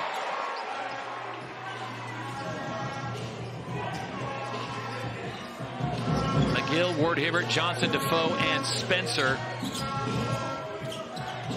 And also, actually, Delpeche is on. All lobbed up to him a little bit too high. Johnson's got it. Bounce pass intercepted. Josh Ward Hibbert there. Was that Scott Spencer? Scott Spencer, excuse me. Number 23 is also checked into the game. Yeah, it wasn't a great transition there from Caledonia. That was a good pass. It was indeed. And Delpeche this time, catch and finish. Really good game from him today as well. 8 points personal for Delpeche. Delpeche averages 6 points a game and 4 rebounds, so he's got 2 more than his season average, and Newcastle may need every single last point they can get with Caledonia not going anywhere. CMJ now down the lower blocks. He turns his right, turns baby jump hoop, puts it in. Really good composure there from Clifton Moore Jr. Here's the play before. Nice pass down low, and Delpeche was ready and waiting, catch and finish. Clifton Moore Jr. knocked that pass away. They're trying to go back to another entry, and Patrick Whelan doing a little bit of Euro right down the lane. Absolute border opening for the British national as Patrick Whelan gets it to drop and cuts the lead back down. 69-65, Newcastle on top. Just beautiful. You see him there. Change of speed, change of pace, and be able to sort of lift the ball over the defender. And a soft finish there for Patrick Whelan, which takes him to 12 points, leading his team in scoring. And represent for your December Women's Player of the Month, Tierra Hodges.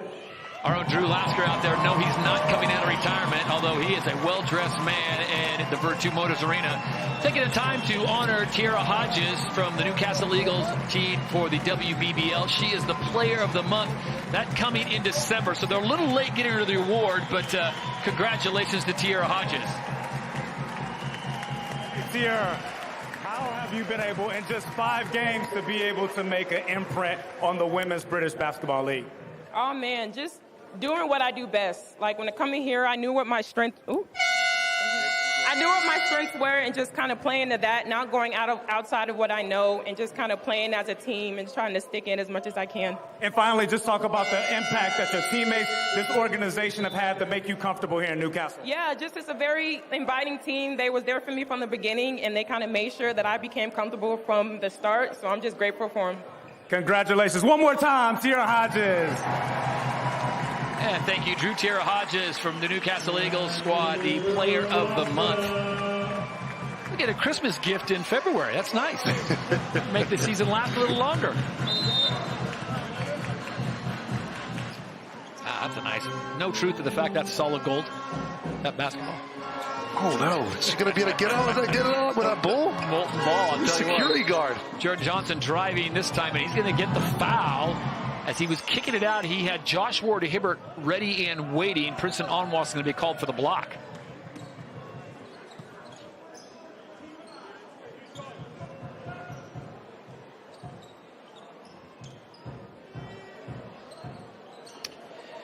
So 4 points, Caledonia finds themselves clawing back to, as you said, and just expending so much energy to get it down to 4, 3, 2 points, just not able to take the lead back, which they have not had until the first period. And they trailed by as many as 11 in the first half, trailed by 5 at the end of the first quarter. They trailed by 5 at halftime, and here they are trailing by 4, soon to be 5 if Jordan Johnson hits this second free throw, which he does.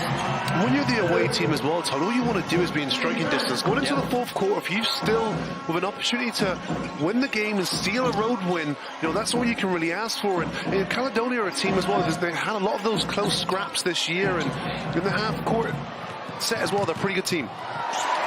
Ricky McGill with the steal and the lead as he interrupted that entry-level pass that came from Patrick Whelan. And again, back up to 7. And that's what Caledonia cannot do. It's never advisable to have a turnover, but you don't want to do it against the Newcastle Eagles, who are one of the best at fast break points. Yeah, Newcastle does a great job of turnovers and turning those turnovers into points as the Scottish sharpshooter rises up and buries it. Fraser Malcolm for 3. That's a big one. Hand in the face, doesn't matter. Malcolm, big shot. 4-point game.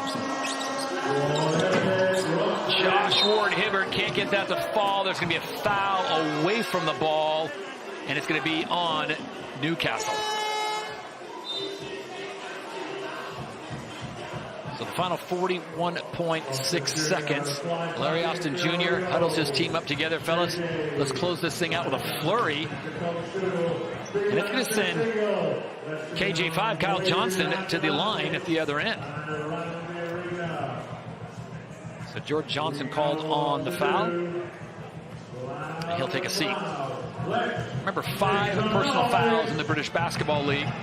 So you got to play things a little tight, especially if you're a head coach, knowing your players are very active. You get to 4, you don't have that luxury of the 6th personal foul like they have in the NBA.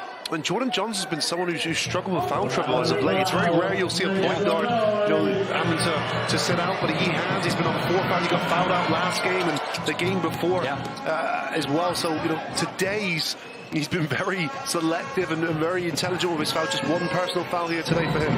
So Caledonia was in the bonus. That's why Johnson gets the shots. Caledonia should get another opportunity. The shot clock now at 10. Ricky McGill pulls the trigger, deep range, doesn't draw, doesn't fall. Onwas gets it momentarily, and now Patrick Whelan will run the show.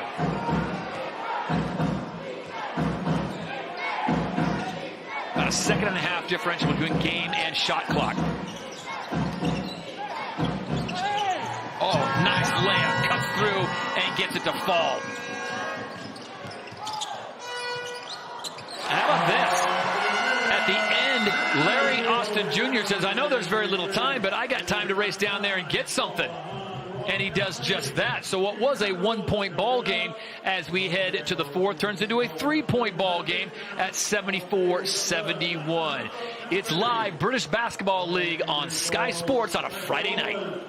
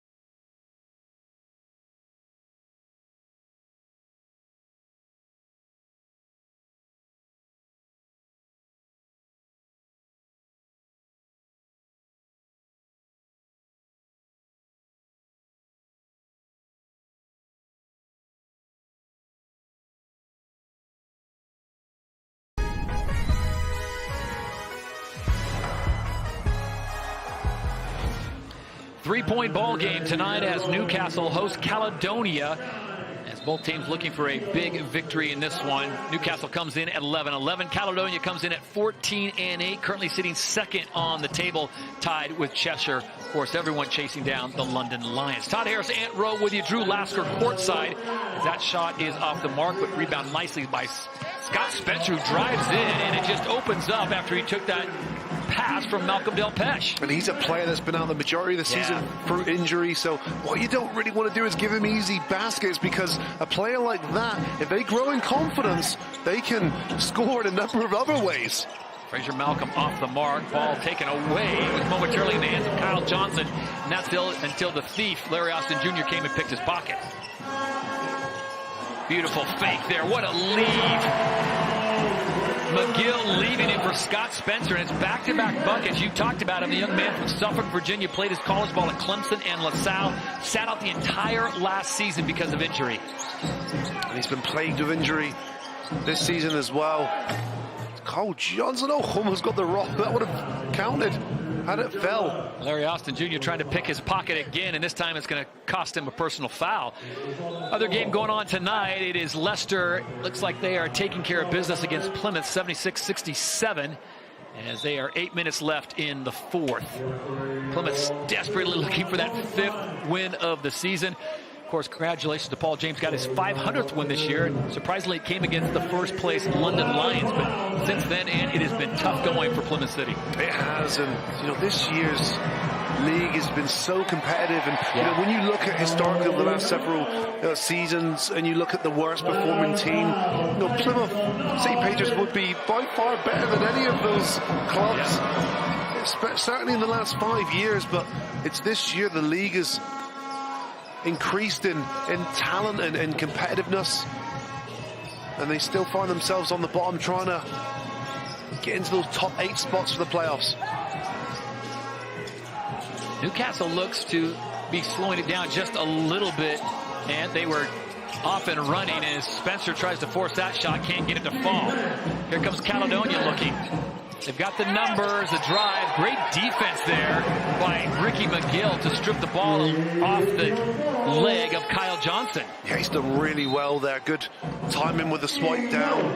What he essentially does is, look at this, good movement of the feet as well. He swipes down and he's able to ricochet off Johnson's chest, go out of bounds.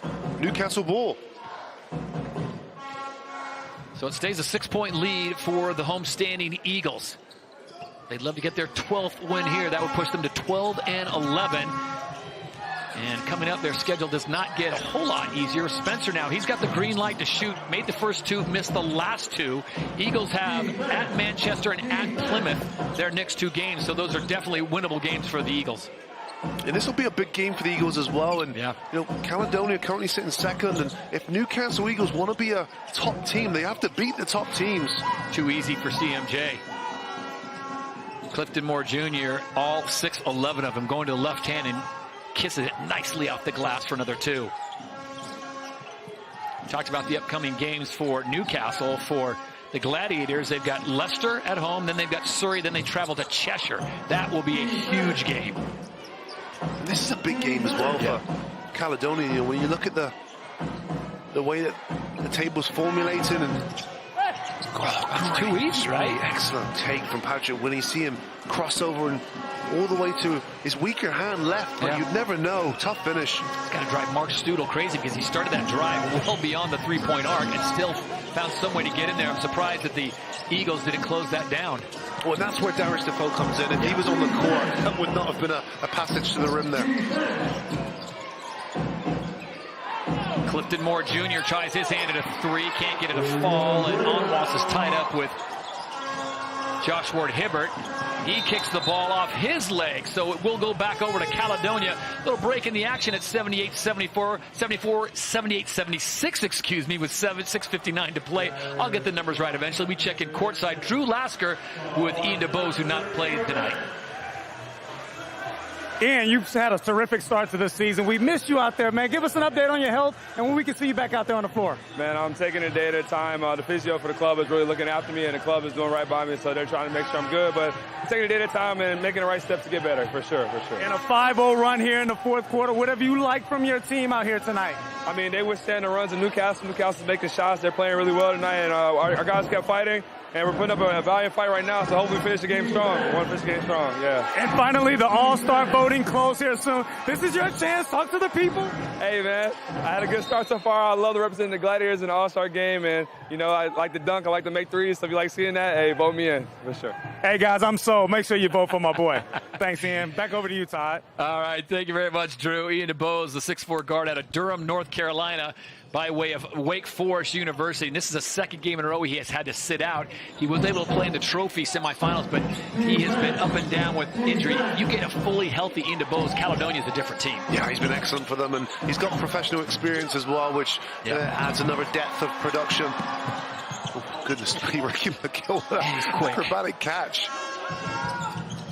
McGill saves the day and allows the Eagles to reload. 2-point ball game, 6:20 to play now in this, and what a give and a take, and Clifton Moore comes over and makes sure that Larry Austin Jr. does not get the and one, but he will get a trip to the line. Yeah, good foul there from Moore Jr. You don't want to be giving up easy baskets this late in the game. Oof. Is that called sending a message? You're a big. Is that sending a message to those guards that are coming down here? It is. It's a message that reads nothing easy inside. If you want to come inside, you've got to be prepared to accept the price. That's it. Accept some contact. I don't think Larry Austin Jr. has any problem with that as he steps up and hits the first one. The young man out of Springfield, Illinois, by way of Central Michigan University. He's Michigan tough. He is tough, and he's proven it. Year and year in the British Basketball League. I think this type of game as well suits him, that fast-paced, up and down.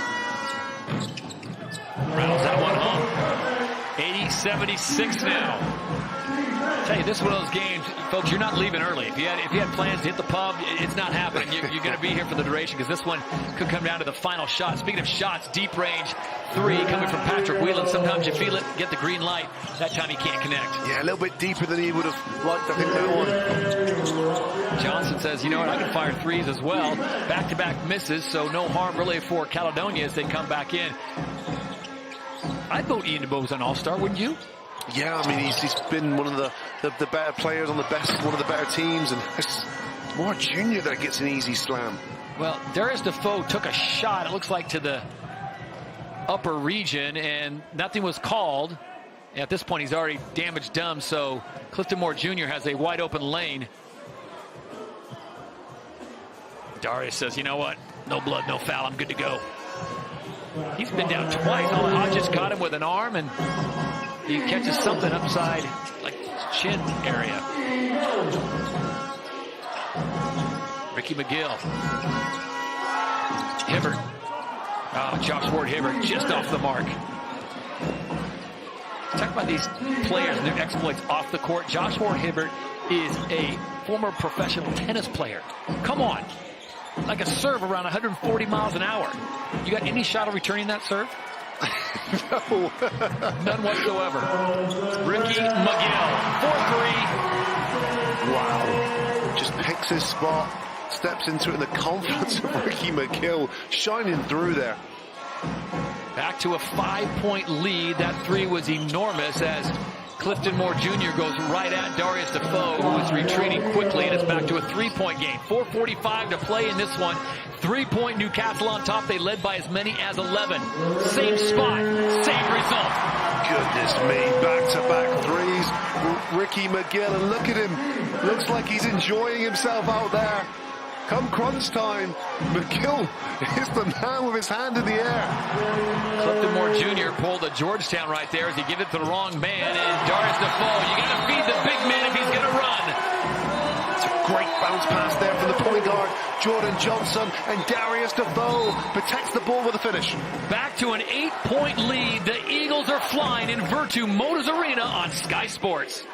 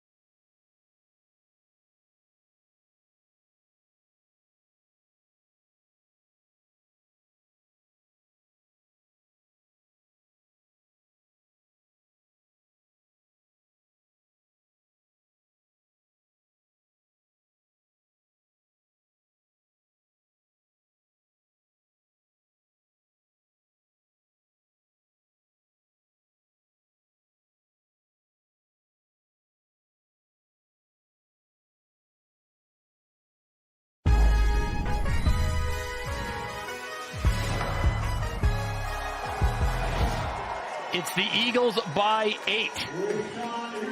And how about this? 6 points in about 30 seconds. It's incredible, isn't it? It's borderline American football. They just lob the ball in the end zone and then they just convert.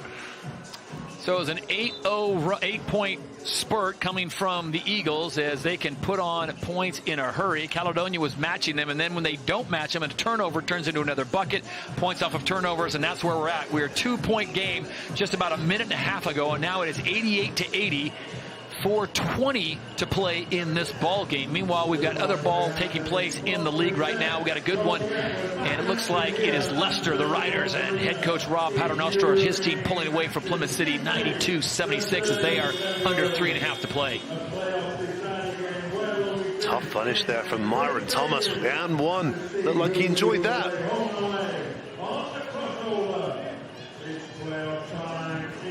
So the officials talking about where the shot clock is. 4:20 on the game clock. Tyler Harris, Ant Row with you. Glad to be with you on a Friday night. I'll tell you what, Newcastle, there were many times where I thought they're going to give away this lead.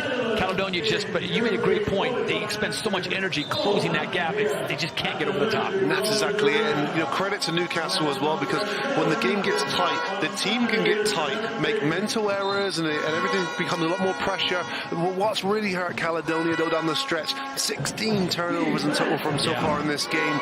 Newcastle Eagles thrive off turnovers. Newcastle looking for their 12th win of the season, which puts them over 500 on the winning percentage as Michael Bothwell wheels and deals, goes down low. Clifton Jr., his shot comes up short, and a foul is going to be called. Oh, great entry pass there, and Moore Jr. will want that one back, but it looks like the calls went against Caledonia Gladiators, so not only do you miss a point, great shot there, but the turnover of possession. The officiating crew getting the wrath of Gareth Murray, so it is a foul. It wasn't on Clifton Moore Jr., but away from the ball, and it's a turnover nonetheless, so empty possession.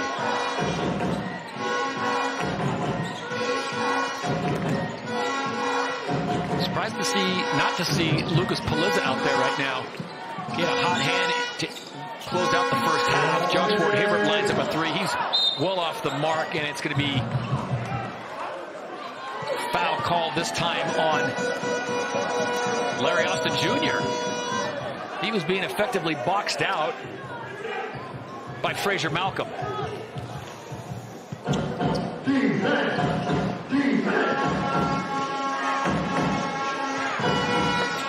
Landro, you've got a tough decision to make. Player of the game is in your hands, and you've got a lot of opportunity, a lot of choices, I should say. Big variety. No, agreed. And this, if Caledonia can get back into this game, I'm only ever giving it to the player from the winning team. But Newcastle certainly had their contributors today, one of which is on the ball right now. Ricky McGill leading the Eagles in scoring this evening, 21 points off 9 for 14 shooting. Well, if he'd have hit that, that would have been almost a deal breaker right there. Would have pushed it up to 11. It stays at 8 as we go under 3 minutes. Wow, I tell you what, Caledonia, this would be indicative. If you have to look back at this game and say why they lost it, last trip down, they had 3 shots at it, came away with nothing. The time before, 2 shots, came away with nothing.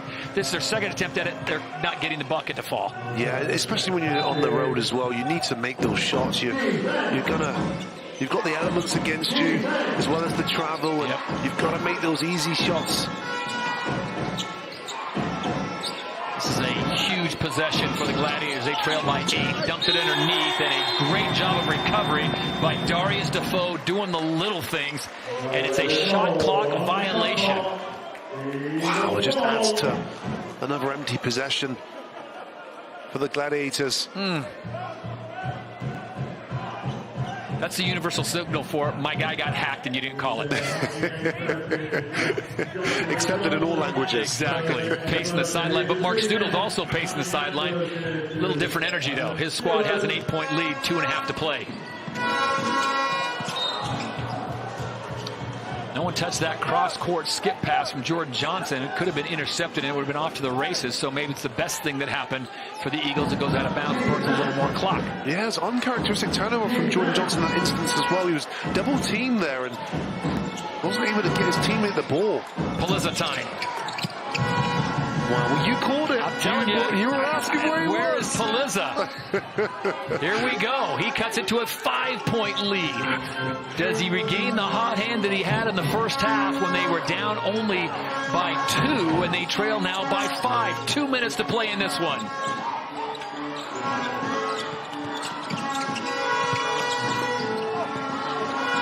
Darius Defoe, oh my.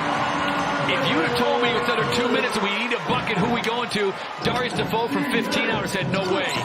And a nice answer back. Wow, Whelan steps up. That's just the indiscipline there from the Eagles. Do an excellent job on offense, getting Darius Defoe the open jump shot, and then they don't set up, they don't turn around, and they're punished. Larry Austin driving to the lane, easy bucket for him. They're trading buckets right now, and at some point, if you're Caledonia, you got to get a stop. Oh, and it's off the hands of Larry Austin Jr. Just couldn't handle as the rock came off hot off the rim, so it goes out of bounds. Meanwhile, it's Leicester getting a big win over Plymouth, 102-81. Head coach Rob Paternostro getting the better of Paul James. This is a must possession, right? Yeah. Who are you going to go to? Ooh, Paliza thought he was fouled, and he missed everything. He wasn't happy, was he? Put it in the hands of a veteran like Josh Ward-Hibbert. He'll make a good decision. Darius Defoe thought about the reverse, pulled it back out. Ricky McGill. There you go. That will pretty much seal the player of the game voting. Voting has closed. Well, he was the player that really spurred them on with those back-to-back threes in the fourth quarter. 6-point surge from Ricky McGill, and now he's the one with the dagger. Absolute backbreaker off the hands of Ricky McGill in this fourth quarter, Ant Rowe. He has been untouchable and doing his damage well behind the arc. And Gareth Murray has picked up a technical foul. Well, and there's the white flag of surrender. It's that huge dagger there. Big three for Ricky McGill. And the frustration's just boiling over now for the Gladiators. Good ball movement too. How about another assist for Darius Defoe? I'd like to see his line as well.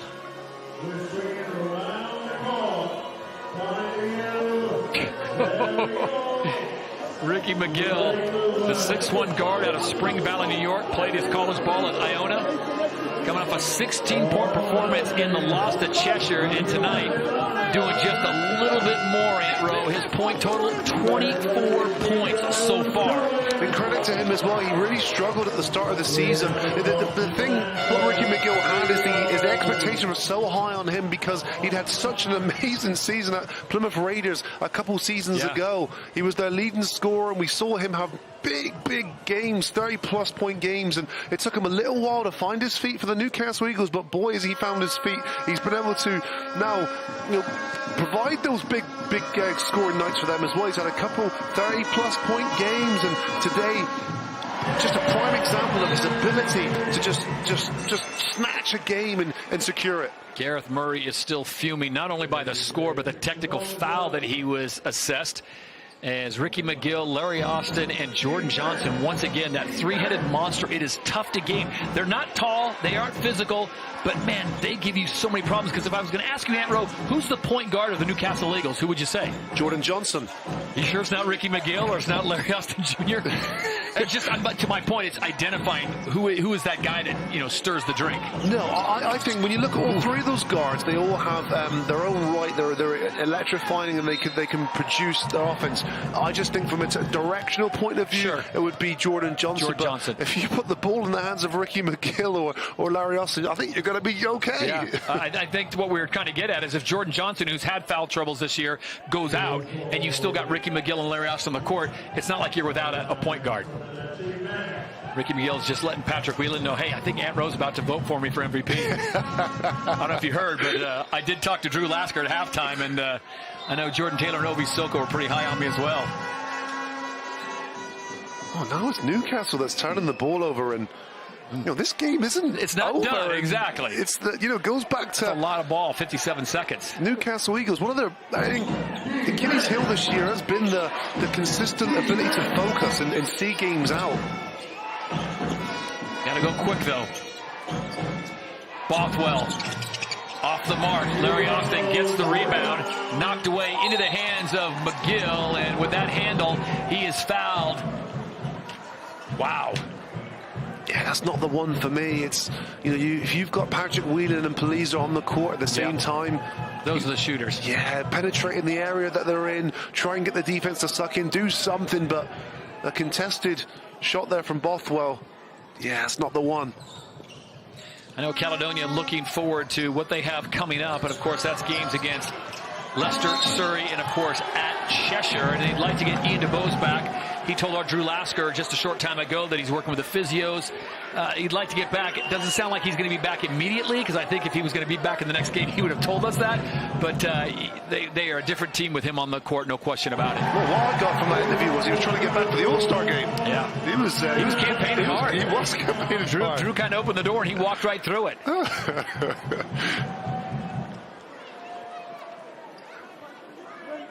It's a really big win here for Newcastle Eagles if they can see this one out.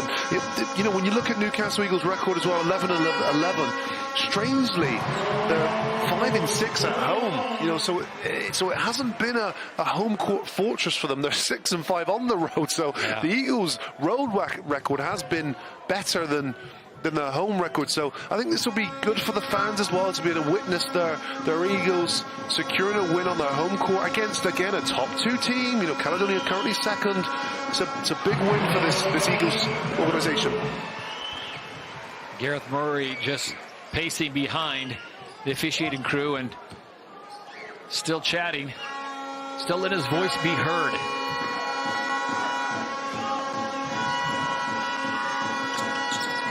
That's clutch. Just adding to his point total with Ricky McGill. Now, what is he at, 27?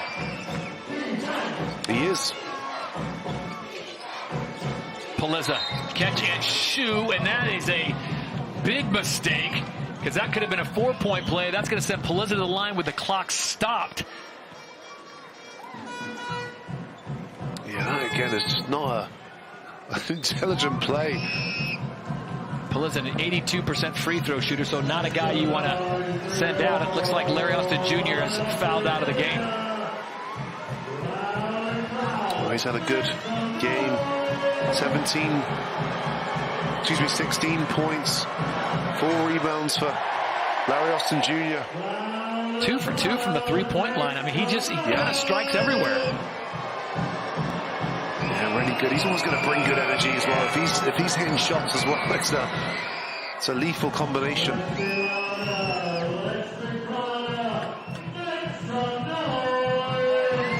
So Paliza trying to close the gap. I think they're just going to run out of sand in the hourglass. They had their moment, and when it was about 2.5 minutes and they were down by 8, and they just too many looks they couldn't convert.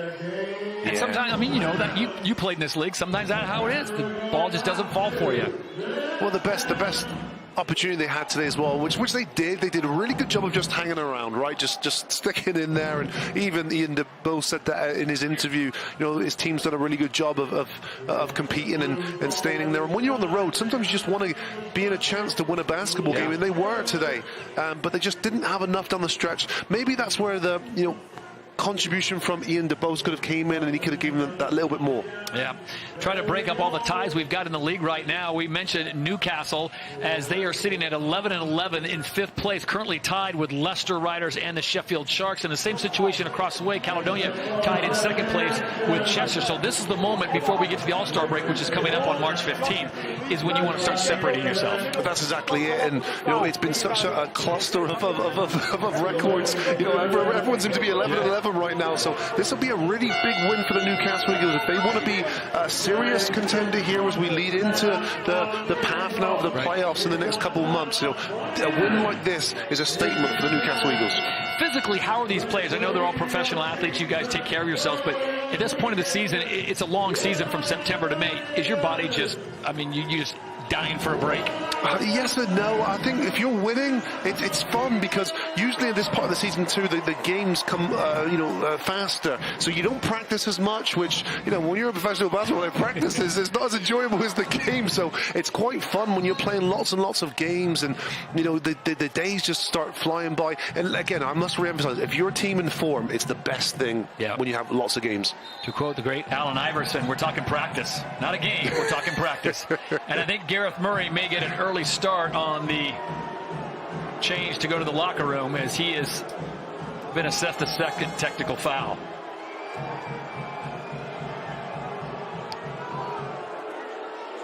Well, we apologize for the industrial language that you may have heard, as Ian McDonald, John Paul Heron, and Matt Lloyd have had enough of Gareth Murray for tonight. Well, of course, they've only played each other once this year, and Newcastle Eagles were triumphant in that fixture up in Scotland. Here's a question for you. We talked about this when we were up in Birmingham a few weeks ago for the trophy. Is this a bad matchup for Caledonia? You think, normally they'd run through Newcastle, but it's just a bad matchup the way Cheshire was for London. It could be, yes. Sometimes it's just like that, and Caledonia certainly had the frustrations this evening against the Newcastle Eagles, and again the records. Caledonia are 14-8, so it's a team that's notched some good wins this year, but not against Newcastle. Ricky McGill has had a great game as he has now pushed Newcastle to the century mark, 100-91. He converts on the technical foul on head coach Gareth Murray of Caledonia. His second he is done for the night. He is head to the locker room. And Ann, I think he's received your accolades. He's my player of the game, and there's very few individuals that have the ability to consistently flirt with that 30-point production. That takes it up to 29 now, and he's just the thing I think that's most impressive against Ricky McGill as well. He's a guy that welcomes that responsibility. He'll take a game on his shoulders, and you saw that in the fourth quarter. He was the one that opened this game wide open through his individual brilliance of shooting from beyond the perimeter. Still arguing about who's going to be on what spot on the line as they line up for the final free throw for Ricky McGill as he'll try to make this a 102-91 game. Eagles by 11. And another 30-point game for Ricky McGill. I already given player of the game, Todd. He doesn't need to keep going. He's just showing off. Boswell into the front court. Quick three, and it's partially blocked on Princeton Onwas, and that has kind of been how the fourth quarter has gone for the Caledonia Gladiators, as their head coach is already in the locker room, and they can run this one out now. Josh Ward-Hibbert, 4-second differential in the game and shot clock. Ball knocked away. At this point, though, it is academic as Whelan starts and stops. He'll give him that two-pointer. And a timeout. For what reason, we do not know. I do not know what you need to talk about with an 9-point lead and 6 seconds, unless they're introducing a 10-point shot. There's non-existent. There's no 10-point shot? Okay. Well, I want to remind you, coming up on March 15th, it is the show of shows. It is the British Basketball League All-Star Game. The game of basketball requires a high level of concentration, advanced physical skills, and a deep knowledge of strategy. It's also an unbeatable fun. That's what I'm talking about. Nothing beats unbeatable basketball. Get it, boys. Nothing beats high-flying dunks. Nothing beats three-pointer from deep. Wow! Woo. Nice. Nothing beats selecting your favorite players from the north and south. Nothing beats the best basketball entertainment. Watching the UK's best ballers. The sickest skills in the UK. It's the All-Star Game, baby. Unbeatable All-Stars. March 17th, London Copper Box. Woo! March 17th is when you want to be at the Copper Box for that one. Final 3 seconds tick away. Who had the better cameo in that promo? And a shot at the buzzer and they're going to count it. And that's what you call a timeout. Time to extend the lead. Set it up. Well, who had the better cameo in the All-Star Game promo? Was it Jordan or was it Ovi? They were both featured in it prominently. Yeah. They were both equally excellent. Vote on that as well. March 17th coming up at the Copper Box. It'll be the British Basketball League All-Star Game. Hope to see you there. Well, the final has come, and what a show it was down the stretch. It was the Newcastle Eagles 105-93. They led by 5 after the first, 5 at halftime, 3 at the end of the third, and they end up on a big flurry as they close out the game and win it by 12. Final thoughts, Ant? No, it was just an excellent performance, I felt, from Newcastle Eagles. They had a clear plan, and that was to be aggressive offensively, to inbound the ball as quickly as possible on makes and on misses, run the basketball, and they did that very well. I thought that their consistent pressure really Caledonia really struggled to deal with that. Even though they made their own little runs, it was Newcastle's talent that prevailed. 12-point win for the Newcastle Eagles. When it looked like they were going to give it away, they had an 11-point lead in the first half. That went away. They pushed it back up to 10 in the second half, and this time in the fourth, they were able to hold on to it. A lot of that because of the sharpshooting of one Ricky McGill, absolutely filling it up from the right side, from beyond the arc. McGill with a tremendous performance, ending off with 30 points on the night. He is standing by with Drew Lasker. That's right, Todd. A 30 ball for real deal, Ricky McGill. When could you start to feel the momentum finally shift for you guys? Towards late third quarter, I want to say. We just had to buckle down, like I said at halftime. We just had to lock in, stay focused, stay what we plan to do in this game and get the win. And speaking of focus, 15 of those in the fourth quarter, 3 3-pointers for yourself. What was your approach down the stretch? I just had to lock in, man. I do this. I just had to lock in and got the win for my guys. And finally, it's been so much talk about this team. You're starting to get healthy. What's the potential of this group? Man, we haven't had a full team all year. Like, we just been grinding out with 6, 7 guys. I mean, we got a full team now. That's when it's grind time. Basically, they're getting healthy, so everybody else, watch out. Thanks for your time, Rick. Appreciate it. Let's head back to the studio to Jeanette. Thank you so much, Drew. Wowee. They did it. The Newcastle Eagles, they held on. They're the bogey team for the Gladiators. Another win for them. But let's take a look at these stats. Jordan Taylor from the London Lions and Obi Soko alongside me and JT. Looking at that, anything that jumps out for you? The performance from the Eagles is commendable, wasn't it? Very commendable. And the 18 turnovers that they forced Caledonia into, 12 steals. Those are 12 live balls, as we mentioned at halftime. 18 turnovers. Caledonia only averages 13. Allowed them to get out, get in transition, and get up in those 20s for fast break points. No, brilliant stuff. Let's just see then how that played out exactly.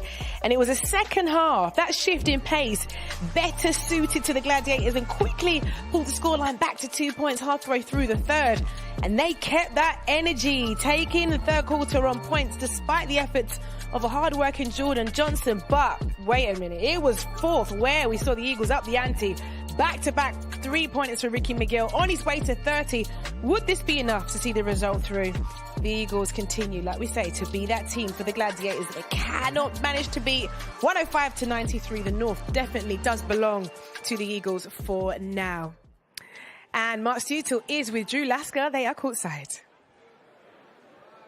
Coach, that's a quality win, and that's the performance we've been waiting on, particularly in the British Basketball League. What's your thoughts?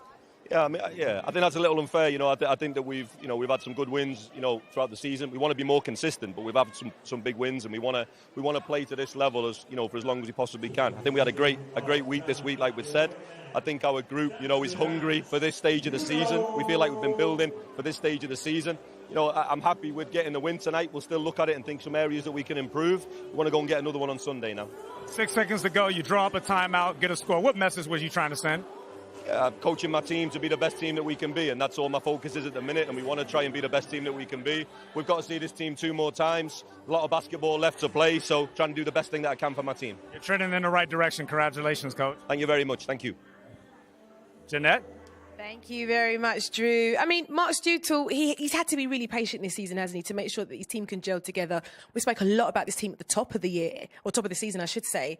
So many transfers, so many signings, but finally really coming together with it with Ovi. Yeah, they did a great job tonight. You know, they answered a lot of questions, but the consistency is something that we are yet to see from those guys. So, you know, they went on a really good stretch late in December. They had a little bit of a rough patch coming out of the break, having to play these Lions and Cheshire, who are playing very good basketball. But yeah, hopefully they can begin to trend in the right direction with a full squad. Full squad and a star in Ricky McGill. JT, I mean, he had a game tonight, 30 points on the board. This is somebody we're looking at who actually could be integral for the rest of the season. Yeah, he's been integral for them throughout the course of the season. He was big tonight. But that's kind of the, you know, the three-headed monster, four-headed monster between Taj Green, himself. He had 30. Larry Austin had 16 tonight on 8 shots. He didn't even get mentioned too much, and he's been playing really high-level basketball as well. So that's the strength of this team, as Ricky mentioned in the post-game interview. They got a full team. You don't know who's going to get hot on any given night. Yeah, when you look at, like we say, Ricky McGill, it was easy. Flowing through him, that level of confidence there, Ovi. Yeah, you know, I think, you know, just to allude on what JT was saying, they have so many weapons. It allows any one of them to get hot at any given time, and that's what we saw down the stretch. Here you see those guys very emotional, and obviously you can see how much the win meant to those guys. But it was big time, you know, for him to show up in that way. Happy for him and the team. They're having a good time. Jordan Johnson, I said at the start, he was dancing in the warm-up, JT, and I knew that he's going to have a good game, and we saw that from him tonight as well. Yeah, he's their mainstay. Yeah. He's consistent. Every night he's 19 and 5. You know, his defense, he's a small guy, so he tries to make up for it on the offensive end, but there it is. The floater there, as Ovi mentioned pregame, 3-level score. Floater there, transition, get a layup there. Great pass by Josh Ward-Hibbert. Here he is in transition. The pull-up 3, that's all 3 levels right there. He kind of gets him going. He loves it. Look at him. He loves it. He's always having fun, man. He's always having fun. Somebody I believe said he was one of the biggest trash talkers in the league. And you know those little guys like to get after you, talk trash. The and one there, you see his face and Spencer on his back. So, hey, we've got to do his game twice now in studio. I remember last time he dropped somebody. He's exciting to watch. He's a fun player to cover. He's very exciting to watch, and congratulations to the Eagles. A big result for them. But let's have a look at some of the fixtures we've got coming up on this big week and some of the results they've already had. So yesterday, London Lions 84-73 against the Sheffield Sharks. And then it was today, of course, Leicester Riders. They took that against the Plymouth City Patriots, 102-81. Of course, we've just watched the Newcastle Eagles take the Caledonia Gladiators, 105-93. But it's Saturday, tomorrow, doubleheader. Surrey Scorchers against the Plymouth City Patriots and the Bristol Flyers against the Cheshire Phoenix, 5 and 8 o'clock respectively, of course, on the YouTube channel. But would you look at Sunday? My goodness, my production team, they're going to be busy. Manchester Giants against the Newcastle Eagles at 3 o'clock. Also at 3, the Sheffield Sharks against the London Lions. Bristol Flyers take on the Surrey Scorchers at 4:30. And then the Caledonia Gladiators back in action against the Leicester Riders on the YouTube channel. That result means the Caledonia Gladiators drop to 3rd. Your trophy champions, Cheshire Phoenix, up in 2nd. But Newcastle, they stay as they are in 5th place. It's getting exciting. There's a lot of chopping, a lot of changing, and that's probably going to chop and change again over the course of the weekend, Ovi. Yeah, guys are trying to turn the corner. Teams are trying to, you know, they should know who they are now. They should know their identities. And they are, if they're just out of the playoff position, trying to make that push. And guys who are in the playoff position trying to solidify themselves for the playoffs. Yeah, and I mean, Cheshire Phoenix, they're snapping at your heels there, London Lions. It's exciting, isn't it, to know that actually such a competitive league this season, Jordan? You don't believe that. No. You don't believe that. I got choice words for that, but I'm going to keep it PG. I'm going to keep it politically correct. But no, Cheshire, I mean, they're the trophy champions. So right now they're in 2nd, but mid-season, you got to call them first. That's just what it is for now. We'll get the chance to see them, and Newcastle's coming on, as we saw, and also Ian DeBoe's going to get healthy for Caledonia. Brilliant stuff. Well, thank you very much, Jordan and Ovi, as always. And thank you to watching at home. It's the Newcastle Eagles victory. They are the Kings of the North. Good night.